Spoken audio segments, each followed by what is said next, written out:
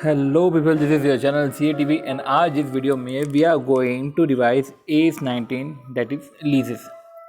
सी AS19 के specific notes नहीं है, बट हाँ इसमें स्टडी मटेरियल में ही हम इतना क्रिस्प कंटेंट है जिसके थ्रू हम जो है बेटर तरीके से क्वेश्चंस को कर सकते हैं।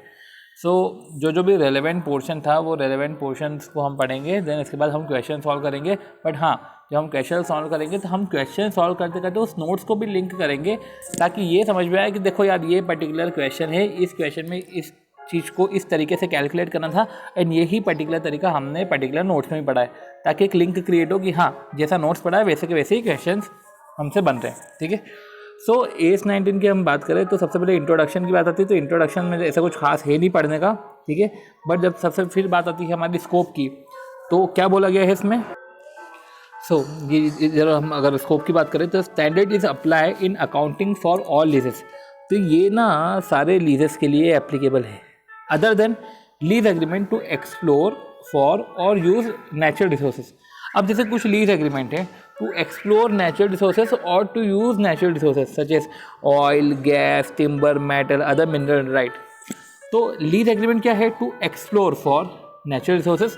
जैसे कुछ खदान है तो उस खदान से हमको एक्सप्लोर कर रहा है नेचुरल रिसोर्सेज, या हमें उसे यूज़ करना है। तो to explore for, to explore for और टू यूज़, ठीक है। तो हमको ऐसे पढ़ना पड़ेगा, to explore and to use natural resources such as oil, gas, ये जो भी है ये लीज एग्रीमेंट इधर कवर नहीं है। Lease agreement to use land वो भी इधर कवर नहीं है। And licensing agreement for item such as motion picture film, record, video recording, play, manuscript. तो licensing agreement for item such as motion picture film, video recording, plays, manuscript, patent and copyright, ये सब भी इधर cover नहीं है। मतलब lease and licence cover नहीं है, लाइसेंस तो बिल्कुल भी कवर नहीं है, राइट। अब पॉइंट ये आता है कि लाइसेंस इधर कवर नहीं है। लीज में अगर नेचुरल रिसोर्सेज को हमको यूटिलाइज करना है, यूज़ करना है, और अगर हमको नेचुरल रिसोर्सेज को एक्सप्लोर करना है तो जो है वो भी इधर कवर नहीं है। And to use of land भी इधर कवर नहीं है। अब AS19 की बात करें तो AS19 applies to contract that transfer right to use asset even though substantial service by the lessor may be called for in connection with the operation and maintenance of such asset. क्या बोला? AS19 apply to contract, ये उन contract पे applicable होता है that transfer the right to use, जो transfer करते हैं राइट टू यूज़ असेट, ठीक है। तो जो ट्रांसफर करते हैं right to use asset even though, ठीक है, यूज़ करने का राइट ट्रांसफर करते हैं even though substantial services by the lessor may be called for, even though substantial services by the lessor, जो दे रहा है राइट टू यूज़, तो even though substantial service. So AS19 apply to contract that transfer the right to use, मतलब ऐसे contract जहाँ पे right to use आपका ट्रांसफर हो जाता है, ठीक है। Even though substantial service by the lessor may be called for, भले ही substantial service by the lessor may be called for in connection with the operation and maintenance of such asset. तो substantial service आप called कर रहे हो, ठीक है, in connection with the operation and maintenance of such asset. Example include supply of property, vehicle and computer etcetera. On the other hand, अभी हम समझेंगे, अभी हम क्वेश्चन से सब लिंक कर देंगे। ऑन दी अदर हैंड ये स्टैंडर्ड अप्लाई नहीं होता है एग्रीमेंट में, जहाँ पे agreement that are contract for services.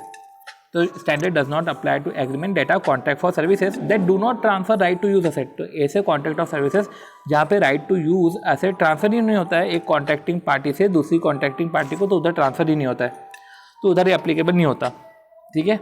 तो हमने तो ये तो पढ़ लिया कि अदर देन ये, और बाकी इनफैक्ट ये कॉन्ट्रैक्ट फॉर सर्विसेज पे भी एप्लीकेबल नहीं होता है। The definition of a lease include agreement for the hire of an asset. तो भैया कोई सी एसेट अगर हायर पे ली है या हायर पे दे रहे हैं तो डेफिनेशन ऑफ लीज या तो बाय कर लो, देखिए, या तो हम बोरो कर लो और बाय कर लो, या तो लीज पे ले लो। तो the definition of lease include agreement for the hire of an asset which contain a provision. तो definition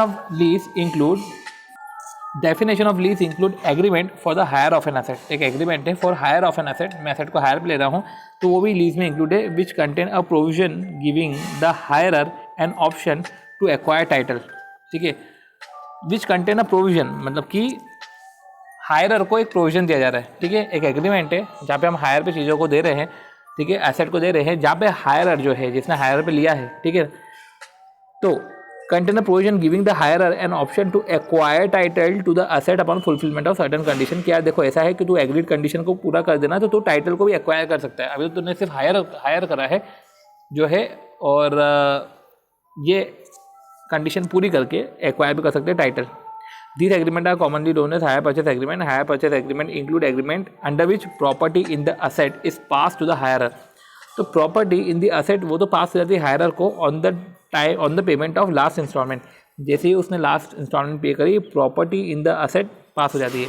and the hirer has a right to terminate the agreement at any time before the property so passes. Property pass होने के पहले हायरर जो है right है to terminate the agreement. तो ऐसा agreement है जहाँ पे प्रॉपर्टी जो है पास हो जाती है हायरर को, ठीक है। लास्ट इंस्टॉलमेंट पे करा, प्रॉपर्टी पास हो गई और उसके बाद राइट है टर्मिनेट करने का, ठीक है, before the property so passes. तो ठीक है, इतना कुछ खास नहीं था, बट ठीक है। हायर परचेस एग्रीमेंट का हमने देख लिया कि जहाँ पे ऑप्शन दिया जाता है उस एग्रीमेंट में प्रॉपर्टी ट्रांसफ़र हो जाती है, ठीक है, लास्ट इंस्टॉलमेंट पे करके, और उसके पास राइट है टू टर्मिनेट द एग्रीमेंट। उसके पास राइट है to terminate the agreement at any time before the property so passes. Property pass होने के पहले भी उसके पास राइट है टर्मिनेशन करने का राइट है। अब definition of the terms used in AS19। AS19 is an agreement whereby a lessor convey to the lessee in return of a payment। Lease क्या होता है? Lease is an agreement. जैसे hire purchase भी एक agreement होता है, तो lease भी एक एग्रीमेंट है जहाँ पे लेसर कन्वे करता है लेसी को in return for a payment or series of payment. In return उसको पेमेंट मिलता है और सीरीज ऑफ पेमेंट वो बदले में क्या देता है? In return for a payment and series of payment the right to use an asset for an agreed period of time. कि देखो ऐसा है, मेरे को पेमेंट मिल रहा है, ये लो right to use an asset for an agreed period of time, ठीक है। अब फाइनेंस लीज क्या होता है? फाइनेंस लीज ऐसा लीज होता है जहाँ पे ट्रांसफर होता है substantially all the risk and reward incidental to the ownership, ठीक है। तो सारे risk and reward incidental to ownership transfer हो जाते हैं। देखो अभी ऐसा तुम चीज़ें याद है, बट क्या है कि फटाफट इसको गो थ्रू कर लेंगे ना, क्वेश्चन करने में बहुत ही ईजी हो जाएगा, ठीक है। तो फाइनेंस लीज में भी इज अ लीज जो ट्रांसफर करता है substantially all the risk and reward, सारे रिस्क एंड रिवॉर्ड ट्रांसफर हो जाते हैं incidental to the ownership of the asset, ठीक है। ओनरशिप के रिस्पेक्ट में सारे रिस्क एंड रिवॉर्ड ट्रांसफर हो जाते हैं। लीज नॉर्मल लीज होता है, सिर्फ राइट टू यूज़ ट्रांसफर होता है, ठीक है। ओनरशिप के राइट ट्रांसफर नहीं होते हैं, ठीक है। सारे रिस्क और रिवॉर्ड ये सब ट्रांसफर नहीं होते हैं। ऑपरेटिंग लीज मतलब ये lease other than finance lease. Non cancellable lease, a non cancellable lease is a lease that is cancellable only. ये तभी कैंसिल होगा, यूँ तो कैंसिल नहीं होता, पर ये तभी कैंसिल होगा जब कोई रिमोट कंटिजेंसी अराइज हो रही है, या तो लेसर ने परमिट कर दिया, या लेसी एंटर हो रहा है नए लीज में फॉर द सेम और equivalent asset with the same lessor. तो सबसे पहले एक तो कोई सी कंटिजेंसी मतलब सर्कमस्टेंस ऐसा है, कंटिजेंसी सिचुएशन आ गई, फिर तो कैंसिल हो जाएगा।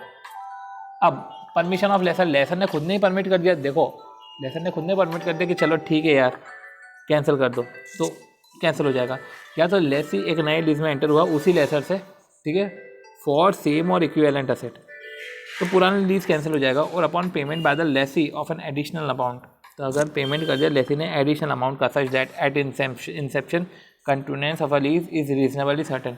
तो upon payment by lessee an additional amount, payment करा लेसी ने ऑफ एन एडिशनल अमाउंट, ठीक है। तो payment by the Lesi of N additional amount, पे करा है लेसी ने एडिशनल अमाउंट का, तो upon payment bye the Lesi of N additional amount such that at Inception continuation of the lease is reasonably certain, ठीक है। जो एडिशनल अमाउंट है, ठीक है, वो रीजनेबली सर्टेन है, ठीक है। ये हो गया हमारा, तो ये हो गया लीज, फाइनेंस लीज हो गया, ऑपरेटिंग लीज हो गया, नॉन कैंसिलेबल लीज हो गया, ठीक है। अब inception of the lease, inception of the lease क्या है? इंसेप्शन मतलब कि स्टार्टिंग, तो is earlier of the date of lease agreement, तो डेट ऑफ लीज एग्रीमेंट का पहला दिन मतलब कि पहले ही, earlier of the date of lease agreement and date of a commitment by the parties to the principal provisions of the lease. तो क्या बोला कि inception of the lease is the earlier of the date of lease agreement, lease agreement की date, and the date of a commitment by the parties to the principal provisions of the lease. या तो 1 तारीख को agreement हुआ और 3 तारीख को जो है commitment by the parties to the principal provisions of the lease. 3 तारीख को कमिटमेंट दिया, किसने दिया? कमिटमेंट बाय द पार्टीज, किसके रिस्पेक्ट में commitment? Commitment to the principal provisions of the lease, कि लीज के जो प्रिंसिपल प्रोविजन हम फॉलो करेंगे जो भी है, तो एग्रीमेंट डेट या commitment date whichever is earlier, ठीक है, तो वहाँ से इंसेप्शन चालू हो जाता है, ठीक है। तो इस तरीके से जो है हमने ये समझा कि इंसेप्शन ऑफ लीज क्या होता है। लीज टर्म की बात करें तो lease term is the non cancellable period for which the lessee has agreed to take on lease. तो ये तो नॉन कैंसिलेबल पीरियड है for which the lessee has agreed, जिस पे लेसी भी एग्रीड हो गया कि हाँ चलो यार इस पीरियड के लिए तो मैं लीज पे आ रहा हूँ, to take on lease the asset together with any further period for which lessee has an option to continue. ठीक है, तो नॉन कैंसिलेशन पीरियड है for which lessee has agreed. तो यार देखो ये पीरियड है, कैंसिलेबल नहीं है और लेसी तो एग्री हो गया है to take on lease the asset together with, अब टुगेदर विथ क्या बोला है, टुगेदर विथ फर्दर पीरियड, तो together with further period for which lessee has the option, जिसके पास जिस रिस्पेक्ट में तो लेसी के पास ऑप्शन है to continue to the lease with और विदाउट फर्दर पेमेंट, विच ठीक है, which option at the inception of the lease it is reasonably certain that the lessee will exercise. ठीक है, तो which option at the inception of the lease it is reasonable certain that the lessee will exercise. तो क्या बोला है lease term, तो non cancellable period for which lessee agree हो गया है, क्या चलो ये नॉन कैंसिलेशन पीरियड है, ये पीरियड पे लेसी एग्री हो गया है टू टेक ऑन लीज। ठीक है, टुगेदर विद कुछ further period for which lessee के पास ऑप्शन है to continue the lease of the set, जहाँ पे लेसी के पास ऑप्शन है to continue the lease of the set कि चलो ठीक है यार इस पर कंटिन्यू करना है कि नहीं करना है, उसके बाद further together with any further period जहाँ पे लेसी के पास ऑप्शन है विद और without further payment, which option at the inception of lease it is reasonable certain that lessee will exercise. ठीक है, which option at the inception of lease it is reasonable certain that lessee will exercise. ठीक है, तो the inception of lease पे ये reasonable certain होता है कि लेसी कौन से ऑप्शन एक्सरसाइज करेगा, तो वो हमारी लीज टर्म होती है।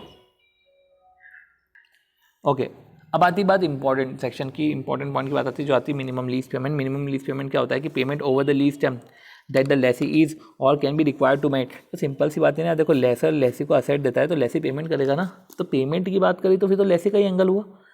तो are the payment over the lease term that the lessee is or can be required to make excluding contingent rent cost of services and taxes to be paid by and reimburse to the lessor. तो क्या बोला है, contingent rent cost for services and taxes to be paid by and reimburse to the lessor. ठीक है, वो हट जाएगा। ठीक है, तो ये हो गया। एंड टुगेदर विथ, अब क्या लिखा है, cost of services and taxes to be paid by lessor and reimburse to the lessor, मतलब कि टैक्स तो उससे पे करा होगा लेसर ने, हमने उसको रीइंबर्स किया, तो जो रीइंबर्स वाली चीज़ें हैं ना वो फिर एक्सक्लूड हो जाती है। Together with in case of Lesi the residual value, अभी टुगेदर विथ, अब देखो क्या बोल दिया, payment over the lease term, तो ठीक है payment over the lease term, ठीक है, जो लेसी देगा। ठीक है, तो payment over the lease term लिख दो, together with in case of Lesi residual value जो उसने गारंटी करी थी बाय और ऑन बिहाफ ऑफ लेसी। तो रेसिडुअल वैल्यू जो मैंने गारंटी करके रखी थी लेसर के केस में, residual value guarantee to the lessor, जो गारंटी आई थी लेसर के पास ऑन बिहाफ ऑफ लेसी, जो ए वाला पोर्शन है कि लेसी ने जो गारंटी दी थी वो, या independent third party capable of meeting this guarantee. However, if the lease has an option to purchase, अगर लीज में ऑप्शन है to purchase the asset at a price which is expected to be sufficiently lower than the fair value at the date of option become exercisable। तो क्या लिखा हुआ है, however, if the lease has the option to purchase the asset at a price which is expected to be sufficiently lower than the fair value। ठीक है, अगर lease के if the lessee has an option to purchase the asset at a price, कि मेरे को asset purchase करना है particular price पे, ठीक है, which is expected to be sufficiently lower than the fair value, जो एक्सपेक्ट कर रहे हैं to be sufficiently lower than the fair value, जो एक्सपेक्ट कर रहे हैं to be sufficiently lower than the fair value, कि तू असेट परचेस करेगा। ठीक है, लेसी के पास ऑप्शन है कि वो असेट परचेस करेगा एट अ प्राइस जो एक्सपेक्टेड है to be sufficiently lower than the fair value at the date the option become exercisable, that at inception of lease is reasonably certain to exercise. ठीक है, तो अब देखो क्या लिखा है, option to purchase the asset जो sufficiently lower than the fair value है, कब परचेस करेगा, at the date the option become exercisable. ठीक है, जिस डेट पे जब ऑप्शन एक्सरसाइजेबल हो तब उसके पास ऑप्शन है, ठीक है, वो परचेस करने का। At the inception of lease की स्टार्टिंग में it is reasonably certain to be exercise, और हमको पता है कि ये एक्सरसाइज करेगा। The minimum lease payment comprises minimum payment over the lease term and the payment required to exercise the purchase option. ऐसा तो इधर उसमें जो है मिनिमम लीज पेमेंट तो आएगा ही आएगा जो लीज टर्म के दौरान आपने पेमेंट करा है। ठीक है, मिनिमम पेमेंट, ठीक है, और साथ ही साथ payment required to exercise purchase option, कि जब हम परचेज ऑप्शन ले रहे हैं तो पेमेंट क्या है। ठीक है, अब सिंपल सी बात है, अब अब क्वेश्चन करते हैं, ठीक है। तो होप सो आपको थोड़ा बहुत भी समझ में आया होगा, क्योंकि हम इसके बेसिस पे क्वेश्चन कर लेंगे, तो उस पर वरी करने की नीड नहीं है। अब mister X took mine on lease from Y on the terms that he would pay 10,000। तो मिस्टर एक्स ने माइन ली लीज पे वाई से on the terms that he would pay 10,000, या 10,000 देगा, या 10% extracted during the year, whichever less, जो भी कम हो, ठीक है। ₹10 per ton, ठीक है। ₹10 per ton contingent, ₹10 per ton being contingent cannot be included in the minimum lease payment calculation। तो ₹10 per ton contingent cannot be included in the minimum lease payment, ठीक है। तो ₹10 per ton contingent cannot be included in the minimum lease payment calculation। तो अब देखो क्या बोला है कि 10,000 पे करेगा और 10 per ton extracted during the year, जो भी टन एक्सट्रैक्ट करेगा वो, ठीक है, विच एवर इज लेस, जो भी कम होगा वो पे करेगा। ₹10 per ton contingent can not be included in the minimum lease payment calculation. तो दिख ही रहा है ना वो कि अगर हम बात करें कंटिजेंट रेंट है ना, ये कंटिजेंट रेंट है, हमको क्या पता कितना रेंट पे होगा, ठीक है। तो ये बीइंग कंटिजेंट जो है can not be included in the MLP, ठीक है। इकोनॉमिक लाइफ, द पीरियड, अब इकोनॉमिक लाइफ समझते हैं। देखो छोटी छोटी क्वेश्चंस और है, छोटे छोटे समझने की चीज़ें और है, फिर तो फटाफट हम जो है क्वेश्चंस करने वाले हैं। यहाँ तक हमको डेफिनेशंस पढ़नी, फिर हम फटाफट क्वेश्चंस करेंगे, राइट। चलो, इकोनॉमिक लाइफ क्या होती है? The period over which asset is expected to be economically usable by one और मोर यूजर। तो period over which asset is expected to be economically usable, तो क्या बोले? The period over which asset is expected to be economically usable, the period over which asset is to be economically usable by one or more user, यार जो जैसे कि इस period तक के लिए इकोनॉमिकली यूजेबल रहेगा, ठीक है। और द नंबर ऑफ प्रोडक्शन और similar unit expected to be obtain from the asset by one और मोर यूजर। तो इकोनॉमिक लाइफ या तो आप पीरियड से निकाल लो, ठीक है। The period over which asset is expected to be economically usable, क्या चलो यार 6 साल का पीरियड है, 6 साल तक जो है इकोनॉमिकली यूजेबल है असेट, ठीक है। या तो एक तरीका है द नंबर ऑफ प्रोडक्शन और similar unit expected to be obtain from the asset by one और मोर यूजर। या तो अगर हम, ठीक है, हम उसको ऐसे समझ लें कि यार 6,000 आउटपुट तो यार ये दे देगा, तो हम उसको या तो पीरियड से कवर कर ले, या तो नंबर ऑफ प्रोडक्शन जो एक्सपेक्टेड टू बी ऑब्टेन्ड है, ठीक है। ये हो गया हमारे इकोनॉमिक लाइफ। फिर आती बात usable life of lease assets is इधर भी इधर था, या तो ये इधर भी इधर है कि the period over which lease assets is expected to be use. तो यूजफुल लाइफ क्या होती है, ठीक है। इधर इकोनॉमिकली यूजेबल है, asset is expected to be economically usable, इधर लिखा है period over which lease asset is expected to be use by the lessee. तो ठीक है, जिस पीरियड तक lease asset expected to be use by the lessee है, ठीक है। अब इकोनॉमिक लाइफ में ना ऐसे नहीं बोल के रखा था कि इकोनॉमिक लाइफ में ऐसा नहीं बोल कर रखा था कि यार हमको एक्सपेक्टेड कितना है कि वो कितना लेसी सामने वाला कितना यूज़ करेगा, राइट। इकोनॉमिक लाइफ तो एक असेट थी, असेट को देखते हुए हमने करा। पर यूजफुल लाइफ में हमको useful life of a leased asset हमको देखनी पड़ेगी, हमको लीज्ड असेट में यूजफुल लाइफ देखनी पड़ेगी। उसमें हमको ऐसा समझना पड़ेगा कि सामने वाला कितने साल तक इसको यूज़ करेगा, expected to be use by the lessee. Or number of production similar unit expected to be obtained from the use of asset by the lessee, तो कितना वो लेसी ऑब्टेन करेगा। तो जब लीज एसेट की बात आती है तो इकोनॉमिक लाइफ को छोड़ते हुए हमको यूजफुल लाइफ पे जाना चाहिए कि कितना जो है वो डिराइव कर लेगा, ठीक है। अब बात ये है कि इकोनॉमिक लाइफ और यूजफुल लाइफ समझना इसलिए भी जरूरी है कि कल को जैसे कि इकोनॉमिक लाइफ है हमारी 10 साल और period over which it is expected to be use, तो सपोज करो 9 साल के लिए उसने लीज पे ही ले लिया है, तो एक तरीके से फाइनेंस लीज हो जाएगा। तो हमको वो इकोनॉमिक लाइफ और यूजफुल लाइफ का ऐसा प्रपोर्शन देखना पड़ेगा। अगर यूजफुल लाइफ इकोनॉमिक लाइफ के ही आसपास है तो फिर वो लीज फाइनेंस लीज हो जाएगी। अभी हम फाइनेंस लीज से कंडीशन पढ़ेंगे तो हमको तब समझ में आ जाएगा, क्योंकि ऑपरेटिंग लीज क्या होती है वो अदर देन फाइनेंस लीज होती है, तो हमको फाइनेंस लीज समझना पड़ेगा, ठीक है। चलो आती बात कि residual value of the lease asset is the estimated fair value of the asset eight the end of lease term. वो तो ऐसा है कि फेयर वैल्यू ऑफ एसेट है, ठीक है, fair value of asset eight the end of lease term. क्या, चलो ये लीज टर्म एंड हो गया, ठीक है। ये लीज टर्म एंड होने पर कि फेयर, उसके बाद इसकी फेयर वैल्यू क्या है एसेट की, ये रेसिडुअल वैल्यू है। तो हो सकता है ज़्यादा हो सकता है कम हो, जो भी हो, पर गारंटीड रेसिडुअल वैल्यू मतलब इतने तो देंगे ही देंगे। In case of Lesi, part of the residual value which is guaranteed bye the lessee. तो क्या बोला है, 1 सेकेंड।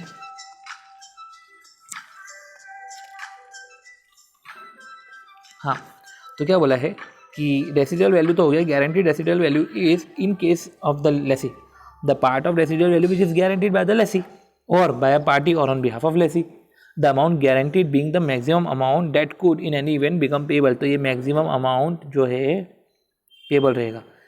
पर जब लेसर की बात आती है, that the part of in case of lesser that the part of the residual value which is guaranteed by or on behalf of lessee or by independent third party। तो residual value जो guaranteed bye और on behalf of Lesi, तो लेसी ने जो guaranteed करा है वो guaranteed bye और ऑन बिहाफ ऑफ लेसी और independent third party who is financially capable of discharging the obligation, जो फाइनेंशियली केपेबल है, ठीक है, जो फाइनेंशियली केपेबल है of discharging the obligation under the guarantee, ठीक है। तो जो फाइनेंशियली केपेबल है of discharging the obligation under the guarantee, ठीक है, तो जो फाइनेंशियली केपेबल है of discharging the obligation under the guarantee, ठीक है। तो लेसर के केस में ऑप्शन है, ठीक है।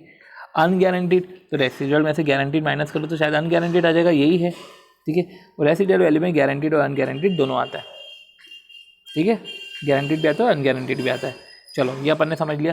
Gross investment is the lead in gross investment. अभी इन्वेस्टमेंट की बात कर रहा है, समझते ये लेसर के पॉइंट ऑफ व्यू से बात कर रहा है क्या, from the stand point of lessor. देखो इन्वेस्टमेंट है तो आएगा ही ना लेसर के पॉइंट ऑफ व्यू। चलो, तो gross investment in the lease is the aggregate of minimum lease payment. तो जो भी हमने मिनिमम लीज पेमेंट पढ़ा, मिनिमम लीज पेमेंट का एग्रीगेट। अब मिनिमम लीज पेमेंट क्या होता है मैं आपको वापस बता दूं। मिनिमम लीज पेमेंट में हमने पढ़ा था कि जो पेमेंट हो रहा है ना लीज टर्म में, जो भी हमको पेमेंट हो रहा है, साथ ही साथ वो लेसर, अगर हम देखें लेसी तो गारंटीड रेसिडुअल वैल्यू भी तो पे करेगा, और लेसर के केस में तो वो चेंज हो जाएगा क्योंकि इंडिपेंडेंट थर्ड पार्टी से भी उसको आ सकता है, तो ठीक है। पर मिनिमम लीज पेमेंट हम अगर लेसी के एंगल से देखें तो जो लीज पेमेंट है minus contingent rent, cost of services और टैक्सेस जो रीइंबर्स करेगा लेसर, वो तो है ही माइनस हो जाएंगे। पर जो रेसिडुअल वैल्यू गारंटीड है वो, इन सब का इसकी प्रेजेंट वैल्यू होती है ग्रॉस इन्वेस्टमेंट। तो क्या लिखा हुआ है कि, ठीक है, ग्रॉस इन्वेस्टमेंट क्या होता है, if the lease is the aggregate of minimum lease payment under the finance lease from the standpoint of lessor and the unguaranteed residual value accruing to the lessor। तो MLP, ठीक है, and UGRV। अब देखो simple सी बात है, MLP plus UGRV तो simple सी बात है, गारंटीड वैल्यू तो मिनिमम लीज पेमेंट में आ गई ना, अनगारंटीड रेसिडुअल वैल्यू भी आ गई है, तो ये दोनों चीज़ें आ गई है, ठीक है। तो इसका प्रेजेंट वैल्यू निकालते हैं तो आता है ग्रॉस इन्वेस्टमेंट। अब अनअर्नड फाइनेंस इनकम और आता है फिर नेट इन्वेस्टमेंट। तो gross investment in the lease less unearned finance income, तो आता है नेट इन्वेस्टमेंट। तो अनअर्नड फाइनेंस इनकम क्या होता है, ठीक है, हमको वो समझना पड़ेगा। Unearned finance income is the difference between, unearned finance income क्या होता है, difference between gross investment in the lease, जो ग्रॉस इन्वेस्टमेंट है लीज का वो अपन ऐड कर लेंगे। ग्रॉस इन्वेस्टमेंट अपने को पता है कि MLP की प्रेजेंट वैल्यू प्लस UGRV, ये हमारा ग्रॉस इन्वेस्टमेंट, ठीक है, ये हमारा ग्रॉस इन्वेस्टमेंट हुआ। तो अनअर्नड फाइनेंस इनकम में क्या है, डिफरेंस बिटवीन ये gross investment plus present value. अब किसकी present value, present value of minimum lease payment under finance lease from the stand point of lessor. तो present value of MLP under finance lease from the stand point of lessor and unguaranteed residual value accruing to lessor at the interest rate implicit in the lease. देखो gross investment क्या है, MLP का present value, ठीक है, plus UGRV का, तो ठीक है, ये हमारा ग्रॉस इन्वेस्टमेंट आया, इसका प्रेजेंट वैल्यू। रुको एक minute, is the aggregate of MLP and UGRV। एक मिनट, इसने प्रेजेंट वैल्यू की बात नहीं करी, इधर प्रेजेंट वैल्यू की बात नहीं करी, शायद इधर प्रेजेंट वैल्यू की बात नहीं करी है। ये तो अनअर्न्ड फाइनेंस इनकम में हमको ऐसा करना पड़ेगा कि जो हमारा एग्रीगेट है, एग्रीगेट में से हम present value of MLP under finance lease from the stand point of lessor और UGRV accruing to lessor at the interest rate implicit. अब देखो ध्यान रखना पड़ेगा कि gross investment in the lease, ठीक है, वो भी स्टैंड पॉइंट ऑफ लेसर से देखेंगे, मिनिमम लीज पेमेंट भी हम स्टैंड पॉइंट ऑफ लेसर से देखेंगे, स्टैंड पॉइंट ऑफ लेसर से नहीं देखेंगे, ठीक है। तो डिफरेंस क्या है minimum lease payment from the stand point of lessor में, कि वो उसमें इंडिपेंडेंट थर्ड पार्टी भी आ जाता है। तो हमने जो है हमने उसका प्रेजेंट वैल्यू निकाला, और UGRV भी हमने जो है प्रेजेंट वैल्यू निकाला eight the interest rate implicit. जो भी इंटरेस्ट रेट इम्प्लिसिट है वो अभी हम पढ़ेंगे कि इंटरेस्ट रेट इम्प्लिसिट क्या होता है, उससे जो आता है वो जो डिफरेंस है वो होता है अनअर्न्ड फाइनेंस इनकम, ठीक है। अब नेट इन्वेस्टमेंट क्या होता है, ग्रॉस इन्वेस्टमेंट में से हमने अनअर्न्ड फाइनेंस इनकम माइनस किया तो नेट इन्वेस्टमेंट आया। तो एक तरीके से मैं बोल सकता हूँ कि नेट इन्वेस्टमेंट ये होता है प्रेजेंट वैल्यू, ठीक है, क्योंकि यही है जो है इनका A माइनस बी ही है जो अनअर्न्ड फाइनेंस इनकम है। तो एक मिनट में इसको थोड़ा सा सिस्टमैटिक कर देता हूँ कि नेट इन्वेस्टमेंट क्या होता है। ठीक है, तो ये जो बी वाला पोर्शन है, present value of MLP from the stand point of lessor, जो भी है ये नेट इन्वेस्टमेंट है। ठीक है, तो ये हमने कर लिया। फिर इंटरेस्ट रेट इम्प्लिसिट की बात करें, interest rate implicit is the lease in the lease is the discount rate that at the inception of the lease caused the aggregate present value of the minimum lease payment। Shanti, interest rate implicit क्या होता है, in the lease is the discount rate, ये discount rate होता है at the inception, ये at the inception of a lease causes the aggregate present value. Present value किसकी, वही मतलब कि net investment, minimum lease payment from the stand point of lessor और जो है UGRV। ठीक है, to be equal to fair value of lease asset. तो हमारी जो है नेट इन्वेस्टमेंट को fair value of lease asset की इक्वल पे लेकर आना eight the inception of lease. तो हमारा जो इंटरेस्ट रेट इम्प्लिसिट है तो वहाँ पे ऐसे ही होता है कि इंसेप्शन ऑफ लीज पे नेट इन्वेस्टमेंट जो है फेयर वैल्यू के इक्वल हो जाना चाहिए, net investment equal to fair value.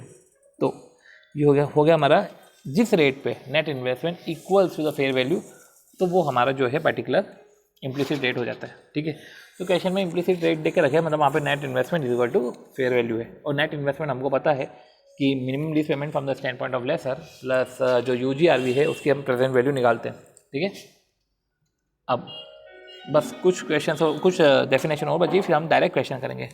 The lessee's incremental borrowing rate of interest, अभी तो इंटरेस्ट रेट इम्प्लिसिट पढ़ा हमने, फिर lessee's incremental borrowing rate of interest, lessee का incremental borrowing rate of interest is the rate of interest the lessee would have to pay on a similar lease। lessee's incremental borrowing rate of interest, तो incremental borrowing rate समझते हैं क्या होता है, ये incremental borrowing rate, incremental borrowing। ठीक है, is the rate of interest the lessee would have to pay on a similar lease। तो rate of interest है जो lessee पे करेगा on a similar lease, जो similar lease पे lessee pay करेगा।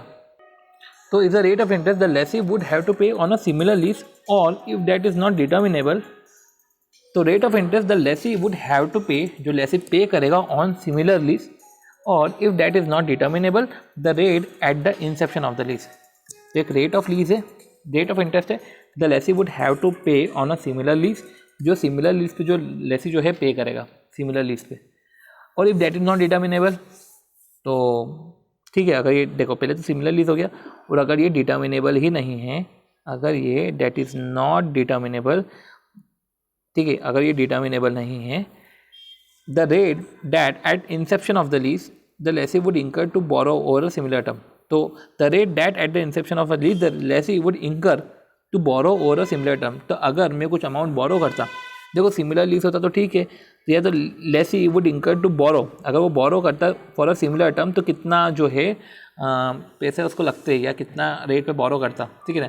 And with a similar security the fund necessary to purchase an asset. तो अगर वो बोरो करता, देखो या तो वो लीज पे ले रहा है, सिमिलर लीज पे जो इंटरेस्ट रेट पे करता वो, ठीक है, तो या तो अगर ऐसा नहीं तो भैया अगर वो बोरो करता तो over a similar term with a similar security and the funds necessary to purchase the asset, the fund necessary to purchase the asset, ठीक है। तो lessee would incur to borrow a similar term for a similar term with a similar security the fund जो necessary है to purchase the asset। तो वो particular fund जो हमको necessary है, जरूरी है वो एसेट को परचेज करने के लिए, उसको मैं अगर बोरो करता तो कितने रुपए का खर्चा आता। तो ये होता है incremental borrowing rate of interest. तो सिमिलर लीज पे जो मैं पे कर रहा हूँ, ठीक है ना, और जो अगर ये वो डिटर्मिनेबल नहीं है, तो अगर मैं बोरो करता हूँ उस एसेट को परचेज करने के लिए, वो पर्टिकुलर फंड में बोरो करता हूँ, तो कितना मेरे को इंटरेस्ट रेट पे करना पड़ेगा, ये होता है। अब अभी अपन ने बात करी थी कि MLP में कंटिजेंट रेट नहीं आता। इसका यूज़ क्या है, इसका यूज़ हम समझेंगे कि lessee incremental borrowing rate of interest ये होता क्या है, ये अभी हम समझेंगे। पर अगर बात देखें तो कंटिजेंट रेट क्या होता है, रेंट क्या होता है। Contingent rent is that portion of the lease payment, ये वो लीज पेमेंट का पोर्शन है जो फिक्स नहीं है। जैसे कि अभी अपना मिनरल वाला था, मिनरल वाला इधर फिक्स कर देते, एक मिनट। अब बात आती है कंटिजेंट रेंट की। तो contingent rent is that portion of the lease payment, ठीक है। तो कंटिजेंट रेंट वही होता है कि portion of the lease payment that is not fixed in amount. अरे वो फिक्स है नहीं अमाउंट में, अभी हमने कॉपी एग्जांपल को भी इधर कॉपी कर लिया। वो पोर्शन ऑफ लीज पेमेंट जो फिक्स नहीं है in amount but is based on a factor other than just the passage of time. तो वो फैक्टर पे बेस्ड है other then just the passage of time, ठीक है ना। Other than just the passage of time. जैसे example वो इन factor पे डिपेंड है, जैसे सेल, जैसे यूसेज, तो वही जैसे एक्सट्रैक्शन तो percentage of sale, amount of usage, ठीक है, price indices, market rate of interest, इस पे बेस है। तो कंटिंजेंटी है, मतलब कि अनसर्टनिटी है, ठीक है, हमको अभी सर्टेन नहीं है, डिफाइंड नहीं है कुछ भी चीज़ें, तो वो कंटिंजेंट रेट है, वो इधर नहीं आएगा मिनिमम लीज पेमेंट में, क्योंकि मिनिमम लीज पेमेंट में तो भैया हमको निकालना पड़ता है MLP, तो MLP में ये कंटिंजेंट रेंट हमको नहीं पता ना कितना रेंट हमको पे करना पड़ेगा, तो ये MLP में नहीं आता, ठीक है। अब कर लिए हमने सारे एग्जाम्पल, हमने सारी डेफिनेशन सब पढ़ ली है। अब इसके बाद अब हम करते हैं क्वेश्चंस, ठीक है। हो गए हमारा 30 मिनट में जो भी है हमने सारे कंसेप्ट पढ़ लिए, अब हम करते हैं एग्जाम्पल, ठीक है। तो देखो अब इसमें आपको बता दूँ क्लासिफिकेशन ऑफ लीज, थोड़ा सा ये देखना पड़ेगा, ठीक है। क्लासिफिकेशन ऑफ लीज में ये बहुत इंपॉर्टेंट है, ठीक है। तो फिनेंस लीज, ठीक है, वेदर ये क्लासिफिकेशन ऑफ लीज है। अब लीज फाइनेंस लीज है कि ऑपरेटिंग लीज है, कैसे पता, तो हम इसको ऐसे देखते हैं। Whether a lease is a finance lease और operating lease depend on the substance of the transaction rather than form. तो डिपेंड होता है on the substance, depend on the substance, depend on the substance, substance पे depend करता है rather than form. Example of situation when individually और in combination would normally lead to a lease being classified as financial lease. तो lease classified as finance lease कब होगा, lease finance lease कब होगा, जब lease transfer ownership of the asset to the lessee by the end of the lease term. Lease term खत्म हुआ, ownership transfer हो गई, तो ट्रांसफर ऑफ ओनरशिप, ठीक है। चलो क्वेश्चन में हम ये देख लेंगे, पता कर लेंगे कि भैया फाइनेंस लीज ऑपरेटिंग लीज है, तो जो है हमारी लीज ट्रांसफर ओनरशिप। तो अगर हमारी ओनरशिप ट्रांसफर हो रही है, ठीक है, by the end of the lease term, तो ये हो जाएगा हमारा, ठीक है, finance lease. Whether lessee has the option to purchase the asset as a price, अगर लेसी के पास ऑप्शन है टू परचेज द एसेट, उसका ऑप्शन है कि मैं एसेट को परचेज कर लेता हूँ, परचेज कर लेता हूँ at a price which is expected to be sufficiently lower than the fair value. अगर लेसी के पास ऑप्शन है to purchase asset at a price that is expected to be sufficiently lower than the fair value, lower than the fair value at the date of option become exercisable such that at the inception of lease it is reasonably certain that the option will be exercised, ठीक है। तो लेसी के पास option है to purchase the asset at a price which is expected to be sufficiently lower than the fair value at the date of option become exercisable. तो fair value कब की, at the date जब option become exercisable, ठीक है, such that at the inception of a lease it is reasonably certain that option will be exercise, ठीक है। तो ये इंसेप्शन ऑफ लीज पे हमको कुछ रीजनेबली सर्टन रहे कि ये ऑप्शन एक्सरसाइज करने वाला है। वो काय का ऑप्शन कि जो असेट परचेज होगा वो lower than the fair value, ठीक है, sufficiently lower than the fair value purchase होगी, ठीक है। और फेयर वैल्यू कब देखेंगे, from the date when option become exercisable. जब लीज टर्म में major part of economic life, अभी हम पढ़ चुके इकोनॉमिक लाइफ है ब्रो, ठीक है ना, major part of economic life of the asset even if title is not transfer, transfer नहीं हुआ टाइटल, ट्रांसफर टाइटल का नहीं हुआ है, पर major part of economic life जो है लीज टर्म में ही चले गया। At the inception of the lease, beginning of the lease, the present value of MLP amounts to at least substantially all of the fair value of the asset। तो वही है present value of MLP। अब वो present value किससे निकालेंगे, वो implicit rate of return से, ठीक है। ये तो हमने देखा था, प्रेजेंट वैल्यू किससे निकालेंगे, इम्प्लीसिट रेट ऑफ रिटर्न से, ठीक है। Present value at interest rate implicit, ठीक है। तो अगर वो प्रेजेंट वैल्यू जो है वो प्रेजेंट वैल्यू इक्वल होती है, 1 सेकेंड, अगर present value of MLP amounts to at least substantially all the fair value of asset, ठीक है। the leased asset is of specialized nature। अब ये कुछ leased asset है जो specialized nature में such that only the lessee can use it without major modification। तो कुछ specialized asset के respect में lease है और only the lessee can use it, सिर्फ lessee ही उसको use कर सकता है, सिर्फ lessee ही उसको use कर सकता है without major modification being made। तो leased asset is of specialized nature such that only lessee can use it without major modification, ठीक है। तो only the lessee can use it without major modification being made, क्योंकि customised होगा, customised asset होगा, ठीक है। तो असेट होगा वो स्पेशल नेचर में होगा, सिर्फ वो लेसी ही यूज़ कर सकता है without major modification being made. Other कुछ इंडिकेटर्स है दैट इंडिविजुअली और in combination could also lead to lease being classified as financial lease. तो कुछ अदर इंडिकेटर है, वो ABC अपन ये भी पढ़ लेते। If the lessee can cancel the lease, the lessor's losses associated with the cancellation are borne by the lessee। lessee ने cancel करा the lease, lesser losses borne by the lessee। gain or losses from the fluctuation in the fair value of the residual fall to the lessee।